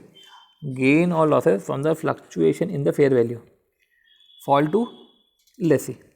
N ठीक है, fluctuation on the fair value of the residual fall to the lessee and lessee can continue the lease for a secondary period at a rent which is substantially lower than the market rent. अगर lessee continue the lease for a secondary period, ठीक है, secondary period के लिए continue कर रहा है जो substantially lower than the market rent है, तो सेकेंड पीरियड ऑफ रेंट है, सेकेंड पीरियड के लिए लीज पे है जो सब्सटेंशियली लोअर है मार्केट रेंट से, तो ऐसे केस में वो फाइनेंस लीज मान लिया जाता है। ठीक है, तो अब हम जो है बिना किसी देर के क्वेश्चन करते हैं, पर ये पढ़ना ज़रूरी था ताकि हमको समझ में आए कि जब हम क्वेश्चन करेंगे तो वो फाइनेंस लीज रहेगा कि ऑपरेटिंग लीज रहेगा, तो हमको समझ में आएगा सी कि यार ये क्वेश्चन है, ये क्वेश्चन में ना ये वाला पॉइंट अट्रैक्ट हो रहा है इसलिए ये फाइनेंस लीज है, इस क्वेश्चन में ये वाला पॉइंट अट्रैक्ट हो रहा है इसलिए ये ऑपरेटिंग लीज है। तो हमको ऐसा करना पड़ेगा, अदरवाइज़ क्या है कि हम क्या कोई सा भी रैंडम अजम्पशन लेके लीज थोड़ी ना कैलकुलेट कर सकते हैं। ठीक है, लीज पे थोड़ी ना जा सकते, हमको समझना पड़ेगा। ठीक है, तो हमको ये सारे फैक्टर्स है, हमको देखना पड़ेगा क्वेश्चन में कि किस पर्टिकुलर क्वेश्चन में कौन सा फैक्टर एप्लीकेबल होता है। ठीक है, सब समझेंगे उसको, सब समझेंगे। ठीक है, कोई दिक्कत नहीं। चलो, finance lease operating lease disclosure requirement है, तो वो तो चलो ठीक है, इतना कोई ऐसा पूछता नहीं डिस्क्लोजर रिक्वायरमेंट क्या होती है, क्योंकि ऐसे पढ़ते रहे तो हो गया, फिर ये भी कोई ज़रूरत नहीं है डिस्क्लोजर। ओके, सबसे पहले क्वेश्चन आया है फाइनेंस लीज का, फाइनेंस लीज का क्वेश्चन है। अब ये कैसे है फाइनेंस लीज, अब सब अपन देख लेंगे। ठीक है, अब सबसे पहले सारे पॉइंट को इधर लिख लिया गया है, जो भी हमारे 5 थे फाइनेंस लीज वाले, एंड देन 3 जो अदर पॉइंट्स थे। ठीक है, अब चलो इलस्ट्रेशन 1 फाइनेंस लीज समझते हैं। A leased a machine from B, A ने मशीन ली बी से, तो A leased a machine from B, A ने बी से मशीन लीज पे ली। ठीक है ना, ठीक है। फॉलोइंग टर्म है, ownership of machine will be transfer to A, अब ओनरशिप ट्रांसफर हो गई on the expiry of lease period at 8900। अब इधर क्या लिखा हुआ था, ओनरशिप ट्रांसफर हो गई, lessee transfer the ownership of the asset to the lessee by end of lease term, ये हो गया हमारा। चलो, तो ownership of the machine transfer to A on expiry of lease period at 8900। Installation cost 5000 है, cost of machine 109240 है, lease agreement 5 साल की है। ठीक है, minimum lease payment 28,000 per annum है। फर्स्ट इंस्टॉलमेंट जो पेबल होगी वो तो 1 अप्रैल 2017 को होगी, तो 17 से लेके 5, 18, 19, 20, 21, 22। ठीक है, 22 तक चलेगा। ठीक है, डेप्रिसिएशन चार्ज है 25% ऑन WDV। अब देखो इसकी अकाउंटिंग एंट्री सब अपने को पढ़ने की, समझेंगे, सब समझेंगे। ठीक है ना, डेप्रिसिएशन चार्ज होगा 25% on WDV। You are required to show complete charge of principal amount and implicit rate for 5 years. तो principal amount and implicit rate of interest सब बताएंगे, पूरा एक चार्ट बनाएंगे। ठीक है, तो कंप्लीट चार्ट बनाना है of principal amount and implicit rate, complete chart of principal amount and implicit rate of interest for 5 years and also, साथ ही साथ इससे जनरल एंट्री पूछ ली in the books of A और बी, होलिस्टिक क्वेश्चन पूछ लें इन्होंने तो। पर ये जो ए और बी का है सिर्फ 2 साल का पूछा है, 18, 19, सिर्फ 2 ईयर्स का पूछा है। तो जनरल एंट्री सिर्फ उन्होंने 2 साल के लिए। ठीक है, अब अपन करते हैं क्वेश्चन।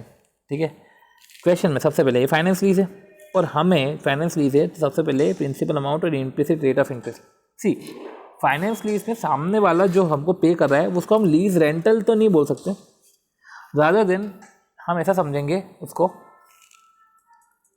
वो लीज रेंटल की जगह हम उसको लीज पेमेंट बोलेंगे। अब समझेंगे ये लीज रेंटल क्यों, क्योंकि lease rental generally operating lease में पर्टिकुलर वर्ड यूज़ होता है, समझते हैं उसमें भी कि इसमें लीज पेमेंट इधर बोलेंगे उधर लीज रेंटल बोलेंगे, इसका डिफरेंशिएशन भी हम करेंगे। ठीक है, तो मिनिमम लीज पेमेंट है, अभी जो MLP पे हो रहा है ये 28,000 पर एनम हो रहा है, तो इसमें प्रिंसिपल पोर्शन भी एक तरीके से हम इसको इंस्टॉलमेंट मान लें, इधर इंस्टॉलमेंट पे होगी। ठीक है, तो अब आपने कोई सी एसेट ली है तो आप इंस्टॉलमेंट पे कर रहे हो एक तरीके से, और मिनिमम लीज पेमेंट या मिनिमम इंस्टॉलमेंट है, हम मान लेते हैं 28,000 है। अब 28,000 पे हो रही है तो सिंपल सी बात है कि इसमें इंटरेस्ट वाला कंपोनेंट भी रहेगा। ठीक है, अब सिंस जब इंस्टॉलमेंट का पेमेंट कर रहे हैं तो उसमें इंटरेस्ट कंपोनेंट भी है, हमको डिस्काउंटिंग करनी है। डिस्काउंटिंग किससे होगी, MLP की, वो इम्प्लिसिट रेट ऑफ इंटरेस्ट से होगी। अब इम्प्लिसिट रेट ऑफ इंटरेस्ट तो दे के नहीं रखा है, वो तो बस ये बोल के रखा है इम्प्लिसिट रेट ऑफ इंटरेस्ट से डिस्काउंटिंग करनी है। अब इम्प्लिसिट रेट ऑफ इंटरेस्ट क्या होता है, अगर उसके हम अगर डेफिनेशन देखें तो हम नहीं पढ़ा था डेफिनेशन में कि इम्प्लिसिट रेट ऑफ इंटरेस्ट का है, इम्प्लिसिट रेट ऑफ इंटरेस्ट, हाँ, discount rate at the inception of lease, lease के इंसेप्शन पे जो डिस्काउंट रेट है, तो discount rate at the inception of lease causes the aggregate present value of MLP under finance lease from the stand point of lessor. तो MLP जो है, MLP plus UGRV आपका equal हो जाता है फेयर वैल्यू से। तो जिस रेट पे ऐसा होता है उस रेट पे हम बोलते हैं ये है हमारा इम्प्लिसिट रेट ऑफ इंटरेस्ट। ठीक है, अब देख लेते हैं MLP और UGR इस क्वेश्चन में है कि नहीं है। ठीक है, तो इस क्वेश्चन में है कि नहीं, क्योंकि हमको फिर IRR करना पड़ेगा। तो MLP तो देख रखा है, ठीक है, प्लस UGR भी नहीं देख रखा है। ठीक है, तो UGR भी नहीं देख रखा है, तो हम पहले निकालते हैं कि किस रेट पे जो है हमारा MLP फेयर वैल्यू के इक्वल होगा।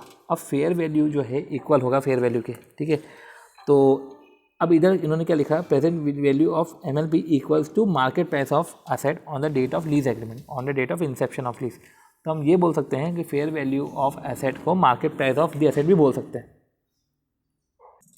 ये इम्प्लिसिट की हमने जो है ये डेफिनेशन पूरी इधर लिख दी है। ठीक है, अब इम्प्लिसिट रेट ऑफ इंटरेस्ट हम कैलकुलेट करते हैं। तो सबसे पहले IRR निकालना पड़ेगा। तो इधर जो है सबसे पहले हमने डिस्काउंट करा इसको 12% से, जो कि दे के रखा है। तो हमने चलो 12% से डिस्काउंट करा, देखा कि जो है हमारा MLP जो है MLP की प्रेजेंट वैल्यू इक्वल हो रही है कि नहीं हो रही है।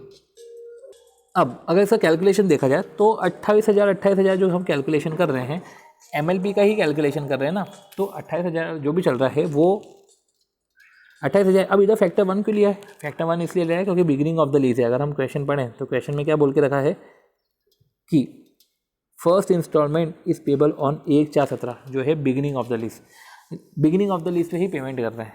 ठीक है, तो बिगिनिंग ऑफ द लीज में पेमेंट कर रहे हैं, तो ठीक है 28,000 फिर 1/1.12, ठीक है 8928 आ गया, फिर देन 797 आ गया। तो ठीक है, 1 साल का डिस्काउंट है, कैलकुलेट कर रहे हैं हम। तो हमारा present value of lease payment ऐसे आ जाएगा 118,096। कैसे भाई 28,000 है, मल्टीप्लाई बाय 1 28,000, फिर अब 1 साल बाद का, ठीक है 1 साल बाद का आ जाएगा 1/1.12 जो आएगा हमारा 0.8928। पर 8928 इन्होंने 3 डेसिमल में लिया है, 3 डेसिमल्स में लिया है। ठीक है, फिर उन्होंने वापस जो है 28,000, ठीक है तीसरे साल का, ठीक है फिर 28,000 वापस पेमेंट आता है, उसके प्रेजेंट वैल्यू तो पहला दूसरा तीसरा चौथा पाँचवा, ये 5 साल का हो गया। अब बात आती है कि ये पहले साल के बिगिनिंग में, मतलब ये तो ईयर बिगिनिंग में, ये दूसरे साल, ये बोल सकते हैं हम ईयर, ये तो ईयर 0 का बिगिनिंग हो गया। ठीक है, ये ईयर 1 का बिगिनिंग हो गया, मतलब ठीक है ये ईयर 1 का बिगिनिंग हो गया, ये ईयर 2 का बिगिनिंग हो गया, ये ईयर 3 का बिगिनिंग हो गया, ईयर 4 का बिगिनिंग हो गया, अभी ईयर 4 का बिगिनिंग हो गया। ठीक है, तो कायदे से अगर हम बात करें तो ईयर 0 टू ईयर 4 चला ये, rather than year 1 two year 5, क्योंकि ईयर 1 टू ईयर 5 चलता तो हम पहले साल में ये डिस्काउंट फैक्टर लेते हैं। ठीक है, ऐसा चलता। तो ये ईयर 0 से लेके ईयर 4 तक चला, ईयर 4 के बिगिनिंग तक। अब सिंस हम MLP जो देख रहे हैं स्टैंड पॉइंट ऑफ लेसर से देख रहे हैं, तो लेसर ने जितनी गारंटी दी है या इंडिपेंडेंट थर्ड से कितनी गारंटी आ रही है वो भी देखना पड़ता है। तो इधर देखा जाए तो गारंटी की बात करें तो इधर तो 8900 है, GR भी आ रहा है यार, इतना तो वो पे करके असेट ले लेगा। अब क्या बोला है, on the expiry of lease period. तो लीज पीरियड तो हमारा on the expiry of lease period तो हमारा 5 साल का है। ठीक है, देखा जाए तो लीज पीरियड 5 साल का है, क्योंकि लीज एग्रीमेंट दे के रखा है 5 साल का। पर लीज पीरियड 5 साल का है, पर ईयर 0 की बिगिनिंग में, 1 की बिगिनिंग में, 2 की बिगिनिंग में, 3 की बिगिनिंग में और 4 की बिगिनिंग में ये पे हो गया पूरा का पूरा। तो मतलब कि ये जो GR भी है ये एंड में पे होगा, क्योंकि on the expiry of lease period, क्योंकि on the expiry of lease period बोला है तो लीज पीरियड तो तभी खत्म होगा एंड में। तो एंड में अगर लीज पीरियड खत्म होगा तो ऐसे केस में हमें जो है 5वें साल का निकालना पड़ेगा, 1/1.12 1 2 3 4 5, 5वें साल का हमको फैक्टर निकालना पड़ेगा और 5वें साल के फैक्टर से मल्टीप्लाई करते हुए इसको प्रेजेंट वैल्यू लानी पड़ेगी। तो इस तरीके से हमारी प्रेजेंट वैल्यू आती है 118,096। ठीक है, ये हो गया हमारा। अब ऐसा कैसे 14% से, क्या आप देखो इसमें भी देखो आपको 28,000 का लीज पेमेंट है, वो तो स्टार्टिंग में है, तो 28,000 की प्रेजेंट वैल्यू है। फिर अगले साल, ठीक है अगले साल का बिगिनिंग, तो 1 साल का डिस्काउंट फैक्टर, फिर 2 साल का डिस्काउंट फैक्टर, 3 साल का, 4 साल का, ये 4 साल के डिस्काउंट फैक्टर है और 5 साल के पेमेंट हो गए। ठीक है, क्योंकि पहला पेमेंट तो ईयर 0 पे ही हो गया था। फिर ये 4 साल का डिस्काउंट फैक्टर है, मतलब कि 4th ईयर, ये 4 साल का डिस्काउंट फैक्टर है, मतलब कि ये बिगिनिंग का है। ठीक है, जैसे कि ये 1 साल का डिस्काउंट फैक्टर है, मतलब ये ईयर 1 का एंड, या बोल सकते हैं ईयर 2 का बिगिनिंग, ऐसा करते हुए हम बोल सकते हैं। तो ऐसा करते हुए ये हो गया और इसकी एक्सपायरी हुई तो ये एंड में होगा पे, ये एंड में होगा पे। तो सिंपल सी बात है, इसमें present value of lease payment हमारा 114,206 आ जाएगा। हमको कितना चाहिए, हमको इम्प्लिसिट रेट ऑफ रिटर्न चाहिए और हमको देखना हमारी मार्केट प्राइस कितनी है। हमारी मार्केट प्राइस अगर हम देखें, तो ये हो गया हमारा 1,14,240, 1,9,240 प्लस 5,000, तो मार्केट प्राइस हमारा 1,14,240 हो गया, या हम बोल सकते हैं फेयर प्राइस हमारी 1,14,240 हो गई। तो कायदे से 14% हमारा फैक्टर होना चाहिए। तो जब हमारा 14% है हमारा इम्प्लिसिट रेट ऑफ इंटरेस्ट, ठीक है, तो हमारा एक तो ये हो गया इम्प्लिसिट रेट ऑफ इंटरेस्ट, ठीक है। अब हमको एक चार्ट बनाना है principal amount and the implicit rate of interest का, ठीक है। अब चार्ट बनाते हैं, तो वही बात है कि 1,14,240 लेंगे, ठीक है। तो हम क्या समझे इससे, हम ये समझे कि जब हमारा प्रेजेंट वैल्यू जो है हमने जो निकाला इम्प्लिसिट रेट ऑफ इंटरेस्ट निकाला, तो हमने जो है जो गिवन हमारा जो फेयर वैल्यू था, मार्केट वैल्यू था, हमने वो ही मार्केट वैल्यू लिया, ठीक है। अब सबसे पहले फर्स्ट ईयर की बात करें, ठीक है, पहली इंस्टॉलमेंट तो हमारी बिगिनिंग में ही पे हो गई। तो बिगिनिंग में जो पे हुई तो कितना अमाउंट पे हुआ, 1,14,240, तो एक तरीके से हम माइनस करें 28,000, तो ये तो डाउन पेमेंट है, इसे तो कुछ खाया से नहीं था, इसमें 28,000 हमने पे कर दिया, ठीक है। तो इसमें इंटरेस्ट तो जीरो ही रहेगा क्योंकि यार तो एंड अपन ने बिगिनिंग में ही पे कर दिया। तो क्लोजिंग बैलेंस हमारा है 86,240। अब 86,240 हमारा आउटस्टैंडिंग है, 86,240 आउटस्टैंडिंग है, तो हमने 14% कैलकुलेट किया तो 12074 आया। हमारे 28,000 में से 12074 माइनस हुआ, तब जाके 15,926 आया हमारा प्रिंसिपल अमाउंट। और फिर हमने जो है आउटस्टैंडिंग बैलेंस में से प्रिंसिपल अमाउंट माइनस करा तो हमारा क्लोजिंग बैलेंस आया जो है हमारा 70314। तो वही बात आती है 70314 है। 70314 का भी हमने जो है 14% निकाला तो 9843, ठीक है, 9844 हो जाएगा। ये इंटरेस्ट पोर्शन है, ठीक है। तो 28,000 में से 9844 माइनस किया तो 18156 आया। ये हमने माइनस किया 86,240 में से माइनस 18156, ठीक है। तो 70314 में से हमने 18156 माइनस किया तो 52158 आया। 52158 वही है हमारा, 52158 है। इस पर हमने 14% इंटरेस्ट कैलकुलेट किया तो 7202 आया। 28,000 जो हमारा इंस्टॉलमेंट था उसमें से 7202 इंटरेस्ट वाला पोर्शन माइनस करके 20698 जो है हमने गैदर किया, और 52158 में से 20698 माइनस करके जो आया हमारा 31460 आया।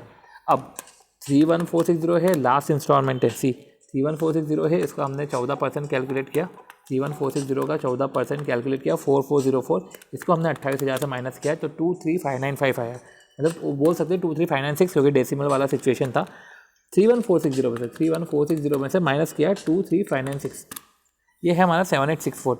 ये जो हमारा 7864 है, ये हमारा 7864 है, ये इसकी कैरिंग अमाउंट है, ठीक है। At the date of option become exercise, ये हमारा कैरिंग अमाउंट है।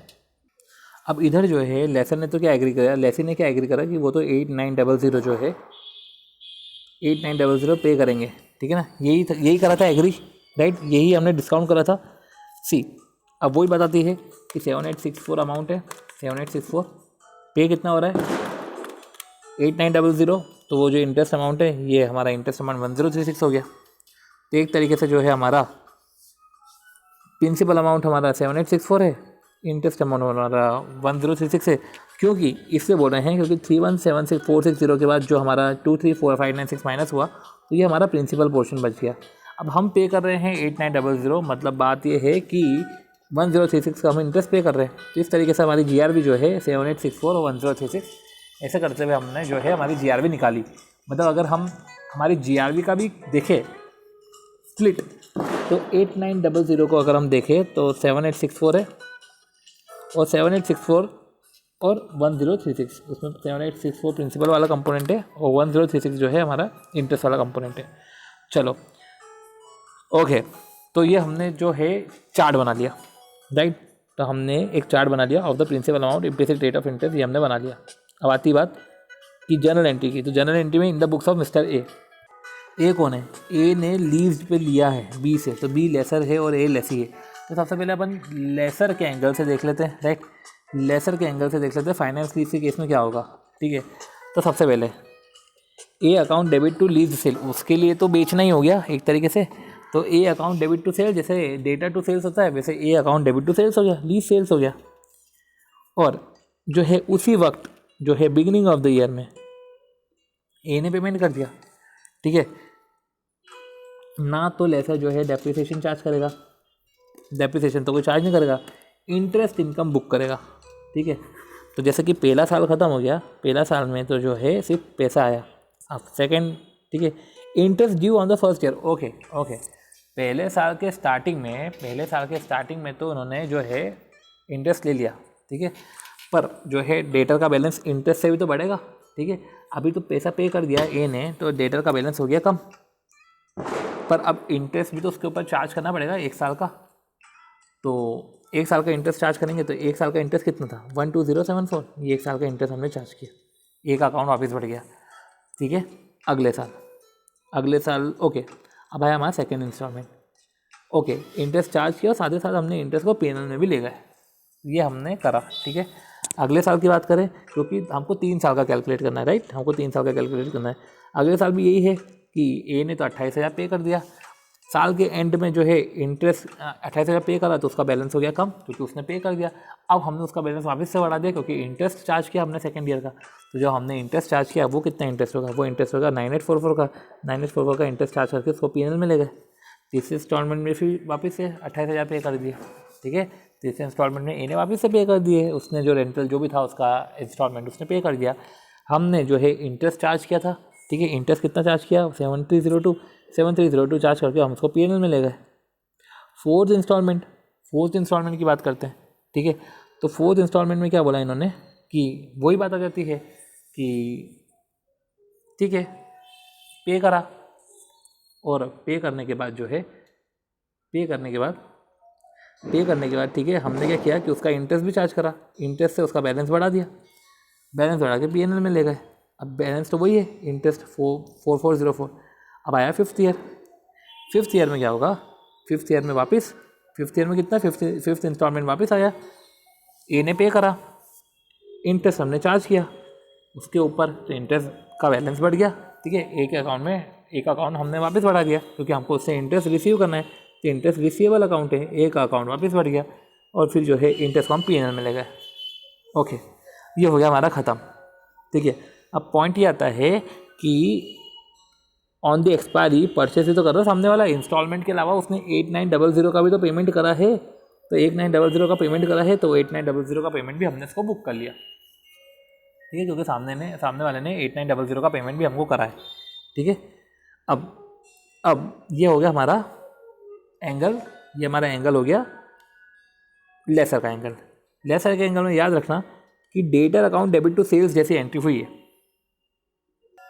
ओके, अब हम आते हैं लेसी के पॉइंट ऑफ व्यू से, जैसे कि इसके लिए सेल था, सामने वाले के लिए तो असेट थी ना, तो asset account debit, machine on lease account debit to B, ठीक है, बी को पे करना है, पहला इंस्टॉलमेंट इसको पे करेंगे, तो पहला इंस्टॉलमेंट पे करा बिगिनिंग में, तो बी टू बैंक वो पे कर दिया हमने।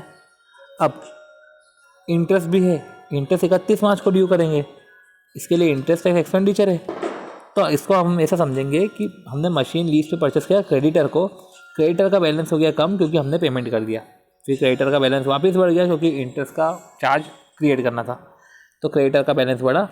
अब आती है बात मशीन की, तो हम डेप्रिसिएशन चार्ज करेंगे मशीन के ऊपर डेप्रिसिएशन कितना चार्ज करेंगे, इधर जो डेप्रिसिएशन है वो एसएलएम से नहीं लगते हुए 25% WDV डेप्रिसिएशन दे के रखा है, ठीक है, तो लिख देते हैं गिवन 25%, तो ये जो है बाकायदा डेप्रिसिएशन दे के रखा है, डेप्रिसिएशन हमने 25% से कैलकुलेट किया। अब पीएनएल अकाउंट में दोनों ट्रांसफ़र हो जाएंगे। सेकेंड इंस्टॉलमेंट भी ऐसा है कि क्रेडिटर का बैलेंस हो जाएगा कम क्योंकि इंस्टॉलमेंट पे करी है, फिर जो है इंटरेस्ट से क्रेडिटर का बैलेंस बढ़ जाएगा, डेप्रिसिएशन चार्ज होगा 21420। अब वो 21420 डेप्रिसिएशन कैसे चार्ज होगा, वो 114240 में से 28560 आपने माइनस किया पहले साल का डेप्रिसिएशन, फिर 25% कैलकुलेट किया तो 21420 आ गया, फिर दोनों हम पीएनएल में ले गए। थर्ड इंस्टॉलमेंट में क्रेडिटर का बैलेंस वापस कम हो जाएगा क्योंकि पेमेंट करेंगे, फिर इंटरेस्ट से जो है बढ़ जाएगा, इंटरेस्ट से क्रेडिटर का बैलेंस बढ़ जाएगा क्योंकि इंटरेस्ट हमको और पे करना है, वो ईयर एंड पे होगा क्योंकि ये सब पेमेंट इंस्टॉलमेंट का बिगिनिंग पे होगा और ये इंटरेस्ट का अमाउंट एंड पे होगा, डेप्रिसिएशन भी एंड पे चार्ज होगा और साथ ही साथ पीएनएल में भी एंड में जाएगा। फोर्थ में भी स्टार्टिंग में पेमेंट हो जाएगा और फिर एंड में इंटरेस्ट चार्ज होगा, डेप्रिसिएशन चार्ज होगा और पीएनएल में चले जाएगा। फिफ्थ में भी जो है हमारा क्रेडिटर को पेमेंट होगा, फिर जो है इंटरेस्ट चार्ज होगा, पीएनएल चार्ज, डेप्रिसिएशन चार्ज होगा मशीन, और फिर पीएनएल में ये ट्रांसफ़र हो जाएगा। आखिरी में परचेस करेंगे तो बी अकाउंट डेबिट, तो वापस जो बात आती है कि क्रेडिटर का बैलेंस और कम हो जाएगा क्योंकि हमने वापस से पेमेंट किया है 8900 का। तो इस तरीके से जो है हमने लीज का एक इम्पॉर्टेंट क्वेश्चन, एक होलिस्टिक क्वेश्चन हमने ओवर किया। ठीक है, कुछ समझदारी वाली बात ये भी थी कि इनको सिर्फ 2 साल का बनाना था, इन्होंने सबका बना दिया, चलो ठीक है। एक समझदारी की बात ये भी थी कि हमने भले ही जो है 114206 आया, पर हमने 114240 लिया है as a fair value, market value जो गिवन था हमने वो ही लिया है। ठीक है, फिर इम्प्लिसिट रेट ऑफ रिटर्न भी हमने कैलकुलेट किया है। ठीक है, तो उसमें हमने बाकायदा जीआरबी लिया है। अगर जीआरबी नहीं होती और कुछ लो वैल्यू होती तो हम वो लो वैल्यू भी ले लेते। ठीक है, तो हमने जो है इम्प्लिसिट रेट ऑफ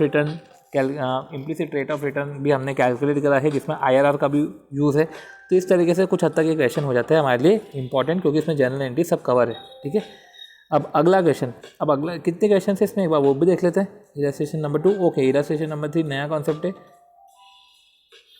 ओके, तो हमारा जो अगला क्वेश्चन है वो इलस्ट्रेशन नंबर 2 है, वो ऑपरेटिंग लीज का है। वो भी समझते हैं क्योंकि ऑपरेटिंग लीज है। गीता ने कंप्यूटर परचेज किया 44,000 का and lease out to Sita for 4 year on lease basis. After the lease period value of computer was estimated 3000। ठीक है, which she realise after selling it in a second hand market, जो उसने realise किया after selling it in a second hand market. Lease amount payable at beginning, वही beginning है 22,000। अब lease amount payment at beginning है 22,000 13। ठीक है, ये लीज अमाउंट पेबल है बिगिनिंग में, और इधर इंस्टॉलमेंट की बात नहीं करी थी। Lease amount payable at the beginning of each of the year 22,000 13 640, ये जो है डेप्रिसिएशन 40% है। You are required to pass the necessary journal entry for both Geeta and Sita. ठीक है, तो इधर क्या किया इन्होंने, गीता ने परचेस करा computer and lease out to Sita for 4 years on lease basis. अब देखो आफ्टर दी, ठीक है, आफ्टर द लीज पीरियड इधर कोई ऑप्शन नहीं था। इधर देखा जाए तो ऑप्शन देता ना, या तो परचेस करना या नहीं करना, इधर कोई ऑप्शन नहीं है भैया। इधर क्या बोला कि आफ्टर द लीज पीरियड जैसे ही ख़त्म हुआ, वैल्यू 3000 एस्टिमेट थी, which she realise after selling it in second hand market. तो गीता ने लिया सेकेंड हैंड मार्केट में बेचा। तो एक जनरल ऑपरेटिंग लीज है ना। तो इसमें जो हम बात करें ना, तो हमको ऐसा ओनरशिप के बारे में बताया, ठीक है, कि ओनरशिप ट्रांसफ़र हो गई, ऐसा कुछ भी नहीं बताया। ठीक है, तो ओनरशिप के बारे में कुछ ऐसा नहीं था। और जो है परचेस के बारे में कोई ऑप्शन नहीं है। The lessee has an option to purchase the asset, तो ऑप्शन भी नहीं है परचेस का, ऑप्शन तो दिया ही नहीं इधर परचेस का। तो सिंस ऑप्शन दिया ही नहीं है इधर परचेस का, तो ये ऑपरेटिंग लीज है। क्योंकि फाइनेंसिस में ऐसे ही होता है कि lessee has the option to purchase the asset as a price जो expected sufficiently lower than the fair market value of the date of option become exercisable. ठीक है, और it is reasonably certain that the option will be exercise. और ये reasonably certain रहता है, देखो ये रीजनेबली सर्टन रहता है कि ऑप्शन एक्सरसाइजेबल होगा। अब रीजनेबली सर्टन उधर है ही नहीं, उधर ऑप्शंस दिए ही नहीं गए हैं। तो ऑप्शन नहीं दिए गए हैं, तो इस तरीके से जो है ना तो इकोनॉमिक लाइफ के बारे में बातचीत देख रखी है। देखो बी से हमको समझ में आ गया कि ऑप्शंस नहीं देके रखा है तो ऑपरेटिंग लीज है। सिग्निफिकेंट ट्रांसफर ओनरशिप की तो बात ही नहीं करी है, क्योंकि उसने ले लिया है और लेके उसने दे दिया, लेके उसने बेच दिया, तो ओनरशिप तो ट्रांसफ़र हुई नहीं है। इकोनॉमिक पार्ट का इकोनॉमिक लाइफ दे के नहीं रखी है। प्रेजेंट वैल्यू ऑफ MLP, ठीक है, is equal to fair value of lease asset. तो ये भी ऐसा कुछ भी नहीं था कि एट दी इंसेप्शन ऐसा कुछ दे के रखा हो कि जो है at the Inception present value of MLP वो fair value of lease asset की इक्वल हो। स्पेशलाइज्ड नेचर का लीज असेट भी ऐसा कुछ दे के नहीं रखा है, तो फाइनेंस लीज हो जाता। तो ऐसा कुछ भी चीज़ नहीं दे के रखी है, तो हम तो यही मानेंगे कि ना तो ऑप्शन दिया है उसने, उसको ऑप्शन दिया ही नहीं है उसने जो है परचेस करने का, तो ये ऑपरेटिंग लीज है। अब ऑपरेटिंग लीज है तो हमको क्या करना पड़ेगा। सी अगर इधर हम बात करें तो गीता ने लीज करा तो गीता लेसर हो गई और सीता लेसी हो गई। अभी हम लेसर के एंगल से देखेंगे।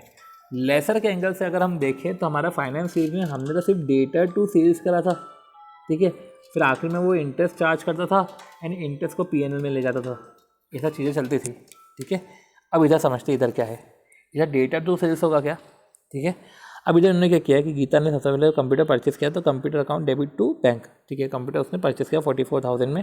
ठीक है, उसने कंप्यूटर परचेस किया। अब फर्स्ट ईयर ऑफ लीज पे उसने जो है कंप्यूटर को लीज पे दिया है, तो डेटा टू सेल्स की जगह इसने क्या किया, bank account debit to lease rent. ठीक है, या तो ऐसा भी कर सकते थे कि bank account debit to lessee और लेसी टू लीज रेंट कर देते। इन्होंने क्या किया, bank account debit to lease rent कर दिया। रादर देन अभी हम ऐसा करते हैं तो debtor account debit to sales करते हैं, तो लीज सेल्स अकाउंट हम करते हैं, debtor account debit to sales. तो ऐसा किसी पर्सन का खाता, किसी का खाता ओपन नहीं किया है और डायरेक्ट जो है bank account debit to lease rent करा। डेप्रिसिएशन जो है at the end of the year depreciation charge किया 17,600।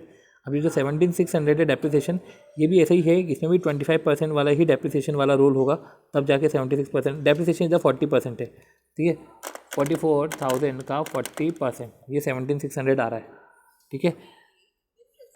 तो इधर जो है डेप्रिसिएशन भी चार्ज करना पड़ेगा क्योंकि ओनरशिप तो लेसर की ही है, तो डेप्रिसिएशन टू मशीन, ठीक है। और पीएनएल में ले गए डेप्रिसिएशन को और लीज रेंट को ले गए हम पीएनएल में, क्योंकि ये भी रेंटल इनकम है, ठीक है, ये इसके लिए रेंटल इनकम है, तो लीज रेंट को ले गए हम पीएनएल में, ठीक है। और पीएनएल को ले गए और उधर जो है डेप्रिसिएशन, ठीक है, उधर डेप्रिसिएशन चार्ज होगा और इसमें इंटरेस्ट का कैलकुलेशन नहीं होगा कि देखो इंटरेस्ट इनकम भी बुक कर लेते हैं और डेप्रिसिएशन का खर्चा तो है ही क्योंकि ओनरशिप इसकी है और इसमें कुछ इंस्टॉलमेंट की बात नहीं कर रहे हैं। ओनरशिप है तो डेप्रिसिएशन तो चार्ज करेंगे और बाकायदा डेप्रिसिएशन चार्ज करेंगे, तो डेप्रिसिएशन तो उन्होंने चार्ज किया है। साथ ही साथ डेप्रिसिएशन को पीएनएल में ले गए हैं और लीज रेंट जो इनकी इनकम है, लीज रेंट को ये पीएनएल में ले गए हैं, ठीक है। सेकेंड ईयर में भी ऐसा है कि जो है हमको पहले लीज रेंट मिला, ठीक है, लीज रेंट मिला, हमने डेप्रिसिएशन चार्ज किया, लीज रेंट को भी पीएनएल में, डेप्रिसिएशन को भी पीएनएल में ले गए। तीसरे में भी ऐसा है कि लीज रेंट हमको मिला, हमने डेप्रिसिएशन चार्ज किया, लीज रेंट को पीएनएल में, डेप्रिसिएशन को भी पीएनएल में ले गए। फोर्थ ईयर में भी लीज रेंट मिला, डेप्रिसिएशन हमने चार्ज किया, लीज रेंट को पीएनएल में ले गए, डेप्रिसिएशन को भी पीएनएल में ले गए और आखिरी टाइम पे हमने तो उसको बेच दिया, ठीक है। अगर हमने इसको बेचा है तो अब बेचा कितने पे है, 3 हमारे पास एसेट अब थी कितने की, 3, तो 4 साल के डेप्रिसिएशन के बाद अपनी जो एसेट थी वो 5702 की बची थी बैंक अकाउंट, मतलब कि 3,000 में हमने बेचा है, तो लॉस ऑन सेल तो 2702 है क्योंकि वो लॉस हो गया ना, बचा हुआ पोर्शन लॉस ऑन सेल हो गया। तो इस तरीके से हमने जो है इधर कैलकुलेशन ऐसा किया है, बहुत ही शॉर्ट एंड स्वीट इसका है जर्नल एंट्री। और सामने वाले के लिए क्या है, अगर सामने वाला जो लेसी है वो तो सिर्फ रेंट पे कर रहा है, तो रेंट पे करो पीएनएल में ले जाओ, पे करो पीएनएल में ले जाओ, पे करो पीएनएल में ले जाओ, तो ऐसा कुछ भी नहीं है, पे करो पीएनएल में ले जाओ, यही सब चीज़ें हैं, ऐसा कुछ खास तो इसमें इधर था नहीं। और इधर जो मार्केट में बेचा है ना, इधर कोई उसको तो बेचा नहीं है क्योंकि उसको तो ऑप्शन दिया नहीं था परचेस का, तो नहीं तो फाइनेंस लीज हो जाता। इधर उसने तो परचेस करा नहीं है, तो वो एंट्री जो है वो इधर होगी नहीं, और इधर सिर्फ लीज रेंट, मतलब कि रेंट हमने पे करा है और जो है रेंट को हम पीएनएल में ले गए हैं। तो इस तरीके से जो है हमने इसमें ऑपरेटिंग लीज का भी क्वेश्चन हमने देखा, हमने फाइनेंस लीज का भी एक क्वेश्चन देखा, ठीक है। अब हमको समझना पड़ेगा, कुछ की नोट्स लेने पड़ेंगे, कुछ की पॉइंट्स हमको इसमें समझने पड़ेंगे कि इसमें एंट्री की बात करें तो हमको कुछ की पॉइंट्स लेने पड़ेंगे, क्योंकि ये तो हमने क्वेश्चन है उससे समझा है, पर हमको एक नोट्स में भी इसको क्रक्स में दिखना पड़ेगा। तो कितना क्रक्स में इसको ओवर कर दिया हमने कि जो फाइनेंस लीज है, फाइनेंस लीज में लेसर क्या करता है, लेसर एंट्री करता है सबसे पहले डेटा टू सेल्स, जहाँ पे वो एक अपना जो है अकाउंट बुक करता है, एक पर्सनल अकाउंट ओपन कर देता है सामने वाले का, debtor to sale, lease sale जो भी है, इंस्टॉलमेंट उसको सामने वाले से मिलती है क्योंकि उसने उसको मशीन दी है, सेल करी है, सामने वाले से इंस्टॉलमेंट मिलेगी, इंटरेस्ट इनकम बुक करा और पीएनएल में ट्रांसफ़र कर दिया। डेप्रिसिएशन चार्ज करेगा नहीं क्योंकि वो तो लेस ही करेगा चार्ज। ये इंस्टॉलमेंट रिसीव होती है पहले बिगिनिंग ऑफ द ईयर में रिसीव हुई थी, और इंटरेस्ट जो है income eight the and, interest income eight the and उसने बुक करी और उसने पीएनएल में ट्रांसफ़र करा। रही बात आती है तो लेसी के केस में भी हम देखें तो परचेस करेगा क्रेडिटर से, तो जो भी है परचेस क्रेडिटर से करेगा। तो अब जो डेटर, जो लेसर जो सेल कर रहा है, लेसर सेल कर रहा है तो वो तो लीव्ड सेल करेगा कि यार पार्टी का नाम लिखा debtor to sale, leased cell.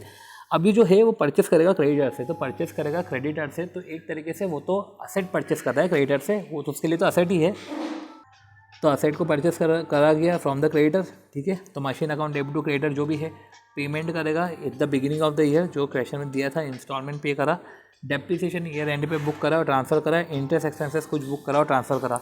Operating lease में ऐसे केस में सिंपल हो जाता है जहाँ पे लेसर कुछ भी नहीं करता, लेसर सिर्फ जो है रेंट इनकम बुक करेगा और ट्रांसफ़र करेगा पीएनएल में, डेप्रिसिएशन बुक करेगा, ट्रांसफ़र करेगा पीएनएल में, और जो लेसी है वो रेंट पे करेगा, लेसी जो है वो रेंट पे करेगा और ट्रांसफ़र कर देगा उसको पीएनएल में, ठीक है।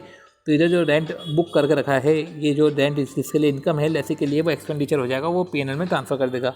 और डेप्रिसिएशन बुक करने की ज़रूरत है नहीं, कोई पर्सनल अकाउंट ओपन होगा नहीं, ठीक है। कोई इंटरेस्ट इनकम की बात होती नहीं, क्योंकि इंस्टॉलमेंट रिस्पेक्ट में कोई सी भी चीज़ नहीं है इधर, ठीक है। सो इस तरीके से हमने जो है फाइनेंस लीज और ऑपरेटिंग लीज ओवर किया। अब हम जो पढ़ेंगे वो एक sale and lease back transaction पढ़ेंगे, जो समझना ज़रूरी है sale and lease back transaction. और इसको समझने के बाद जो है हम रेस्ट ऑफ द क्वेश्चन अच्छे से कर पाएंगे, ठीक है।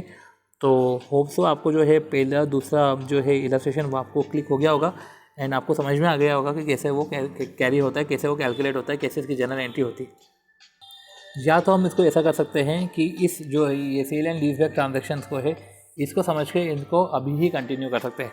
Sale and lease back transaction के साथ साथ जो मिसलेनियस इलस्ट्रेशन है उसके कंसेप्ट हमने पढ़ लिए हैं, तो हम ऐसा करते हैं कि मिसलेनियस इलस्ट्रेशन वाले कंसेप्ट हम पढ़ लेते हैं, देन उसके बाद जो है हम सेल एंड लीज बैक वाले ट्रांजेक्शन्स को देख लेंगे, ठीक है। मिसलेनियस वाले ट्रांजेक्शन्स बहुत ही ईजी है। मिसलेनियस क्वेश्चन में 4th क्वेश्चन है, 4th क्वेश्चन के बाद देन आता है फिर 5th क्वेश्चन है एंड देन ओके 2 क्वेश्चन है मिसलेनियस इलस्ट्रेशन के। देख लेते हैं मिसलेनियस इलस्ट्रेशन के क्वेश्चन, राइट। तो सबसे पहले क्या बोला है, ए ओके। अब ए leased machine to be, A ने मशीन लीज करी बी को, ए लीज्ड मशीन टू बी, तो ए ने बी को जो है मशीन लीज पे करी, ठीक है। अभी हम समझेंगे कि ये फाइनेंस लीज है कि ऑपरेटिंग लीज है, सब देखेंगे। फेयर वैल्यू जो है दे के रखी, देखो फेयर वैल्यू 20 लाख रुपए दे के रखी, राइट। और लीज टर्म 5 साल है, लीज रेंटल भी 5 लाख पर एनम है, लीज टर्म 5 साल है। GRV और एक्सपेक्टेड रेसिडुअल वैल्यू, देखो सी एक्सपेक्टेड रेसिडुअल वैल्यू देके रखा है, मतलब कि GRV और UGRV दोनों देके रखा है, ठीक है। तो G + UG दोनों देके रखा है। अब सी हमने जो रेसिडुअल वैल्यू है, रेसिडुअल वैल्यू की हमने बात किधर पढ़ी, हम तो हमेशा जो है GRV की बात पढ़ते थे, पर रेसिडुअल वैल्यू की बात हमने कहाँ पढ़ी, हम जब MLP कैलकुलेट करते थे, तब जब हम MLP कैलकुलेट करते थे तो हम सिर्फ जो है रेसिडुअल वैल्यू जो गारंटीड है उसकी बात करते थे MLP में। फिर आती है बात ग्रॉस इन्वेस्टमेंट की, जब ग्रॉस इन्वेस्टमेंट आया तो हमने बाकायदा गारंटीड के साथ हमने अनगारंटीड रेसिडुअल वैल्यू को भी लिया। इनफैक्ट जब नेट इन्वेस्टमेंट आया, जब हम प्रेजेंट वैल्यू निकालते थे इम्प्लिसिट रेट ऑफ रिटर्न में, तो हम जो है बाकायदा अनगारंटीड रेसिडुअल वैल्यू को भी लिया जाता था। तो अनगारंटीड रेसिडुअल वैल्यू और गारंटीड रेसिडुअल वैल्यू, ठीक है, ये MLP की जब बात करें तो गारंटीड आती थी, और जब ग्रॉस इन्वेस्टमेंट और नेट इन्वेस्टमेंट की बात आती थी तो उसमें हम अनगारंटीड रेसिडुअल वैल्यू को भी लेते थे, ठीक है। अब चलते हैं क्वेश्चन पे, ओके, ठीक है। तो internal rate of return, internal rate of return मतलब वही इम्प्लिसिट रेट ऑफ रिटर्न है, वो 15% है। मतलब कि इस 15% पे जो है प्रेजेंट वैल्यू ऑफ MLP, और अपन बोल सकते हैं कि जो नेट इन्वेस्टमेंट है, ठीक है, वो इक्वल हो जाएगा ग्रॉस इन्वेस्टमेंट के। सॉरी, इधर जो MLP का जो प्रेजेंट वैल्यू है वो, सॉरी, इधर हम बोल सकते हैं कि जो नेट इन्वेस्टमेंट है, मतलब present value of MLP plus unguaranteed residual value जो है लेसर पॉइंट ऑफ व्यू से, ये दोनों की प्रेजेंट वैल्यू इक्वल हो जाएगी फेयर वैल्यू से, ठीक है। तो इस रेट पे हो जाता है, ठीक है। डेप्रिसिएशन SLM से है, अभी WDV नहीं है, SLM से है 10% per annum. Ascertain earn finance income, तो पहले तो सबसे पहले अनअर्न्ड फाइनेंस इनकम निकालना है, साथ ही साथ नेसेसरी एंट्री मेरी pass in the books of the lessee in the first year.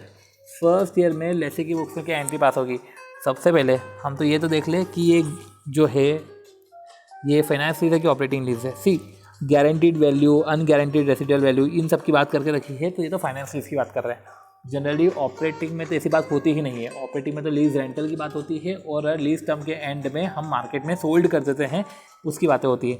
तो ये ले देकर दिख ही रहा है कि फाइनेंस लीज की बात हो रही है। अब हमको अनअर्न्ड फाइनेंस इनकम निकालना है, और देखो फाइनेंस इनकम निकालना है तो एक तरीके से वही बात हो गई कि ये फाइनेंशियल लीज है। अनअर्न्ड फाइनेंस इनकम में हम क्या करते हैं, हम ग्रॉस इन्वेस्टमेंट में से नेट इन्वेस्टमेंट माइनस करते हैं और हमारा अनअर्न्ड फाइनेंस इनकम आता है। अनअर्न्ड फाइनेंस इनकम के लिए हमको ग्रॉस इन्वेस्टमेंट जानना जरूरी है। ग्रॉस इन्वेस्टमेंट में हम क्या करते हैं, एग्रीगेट लेते हैं, ठीक है। हम प्रेजेंट वैल्यू नहीं लेते हैं, हम एग्रीगेट लेते हैं, ठीक है।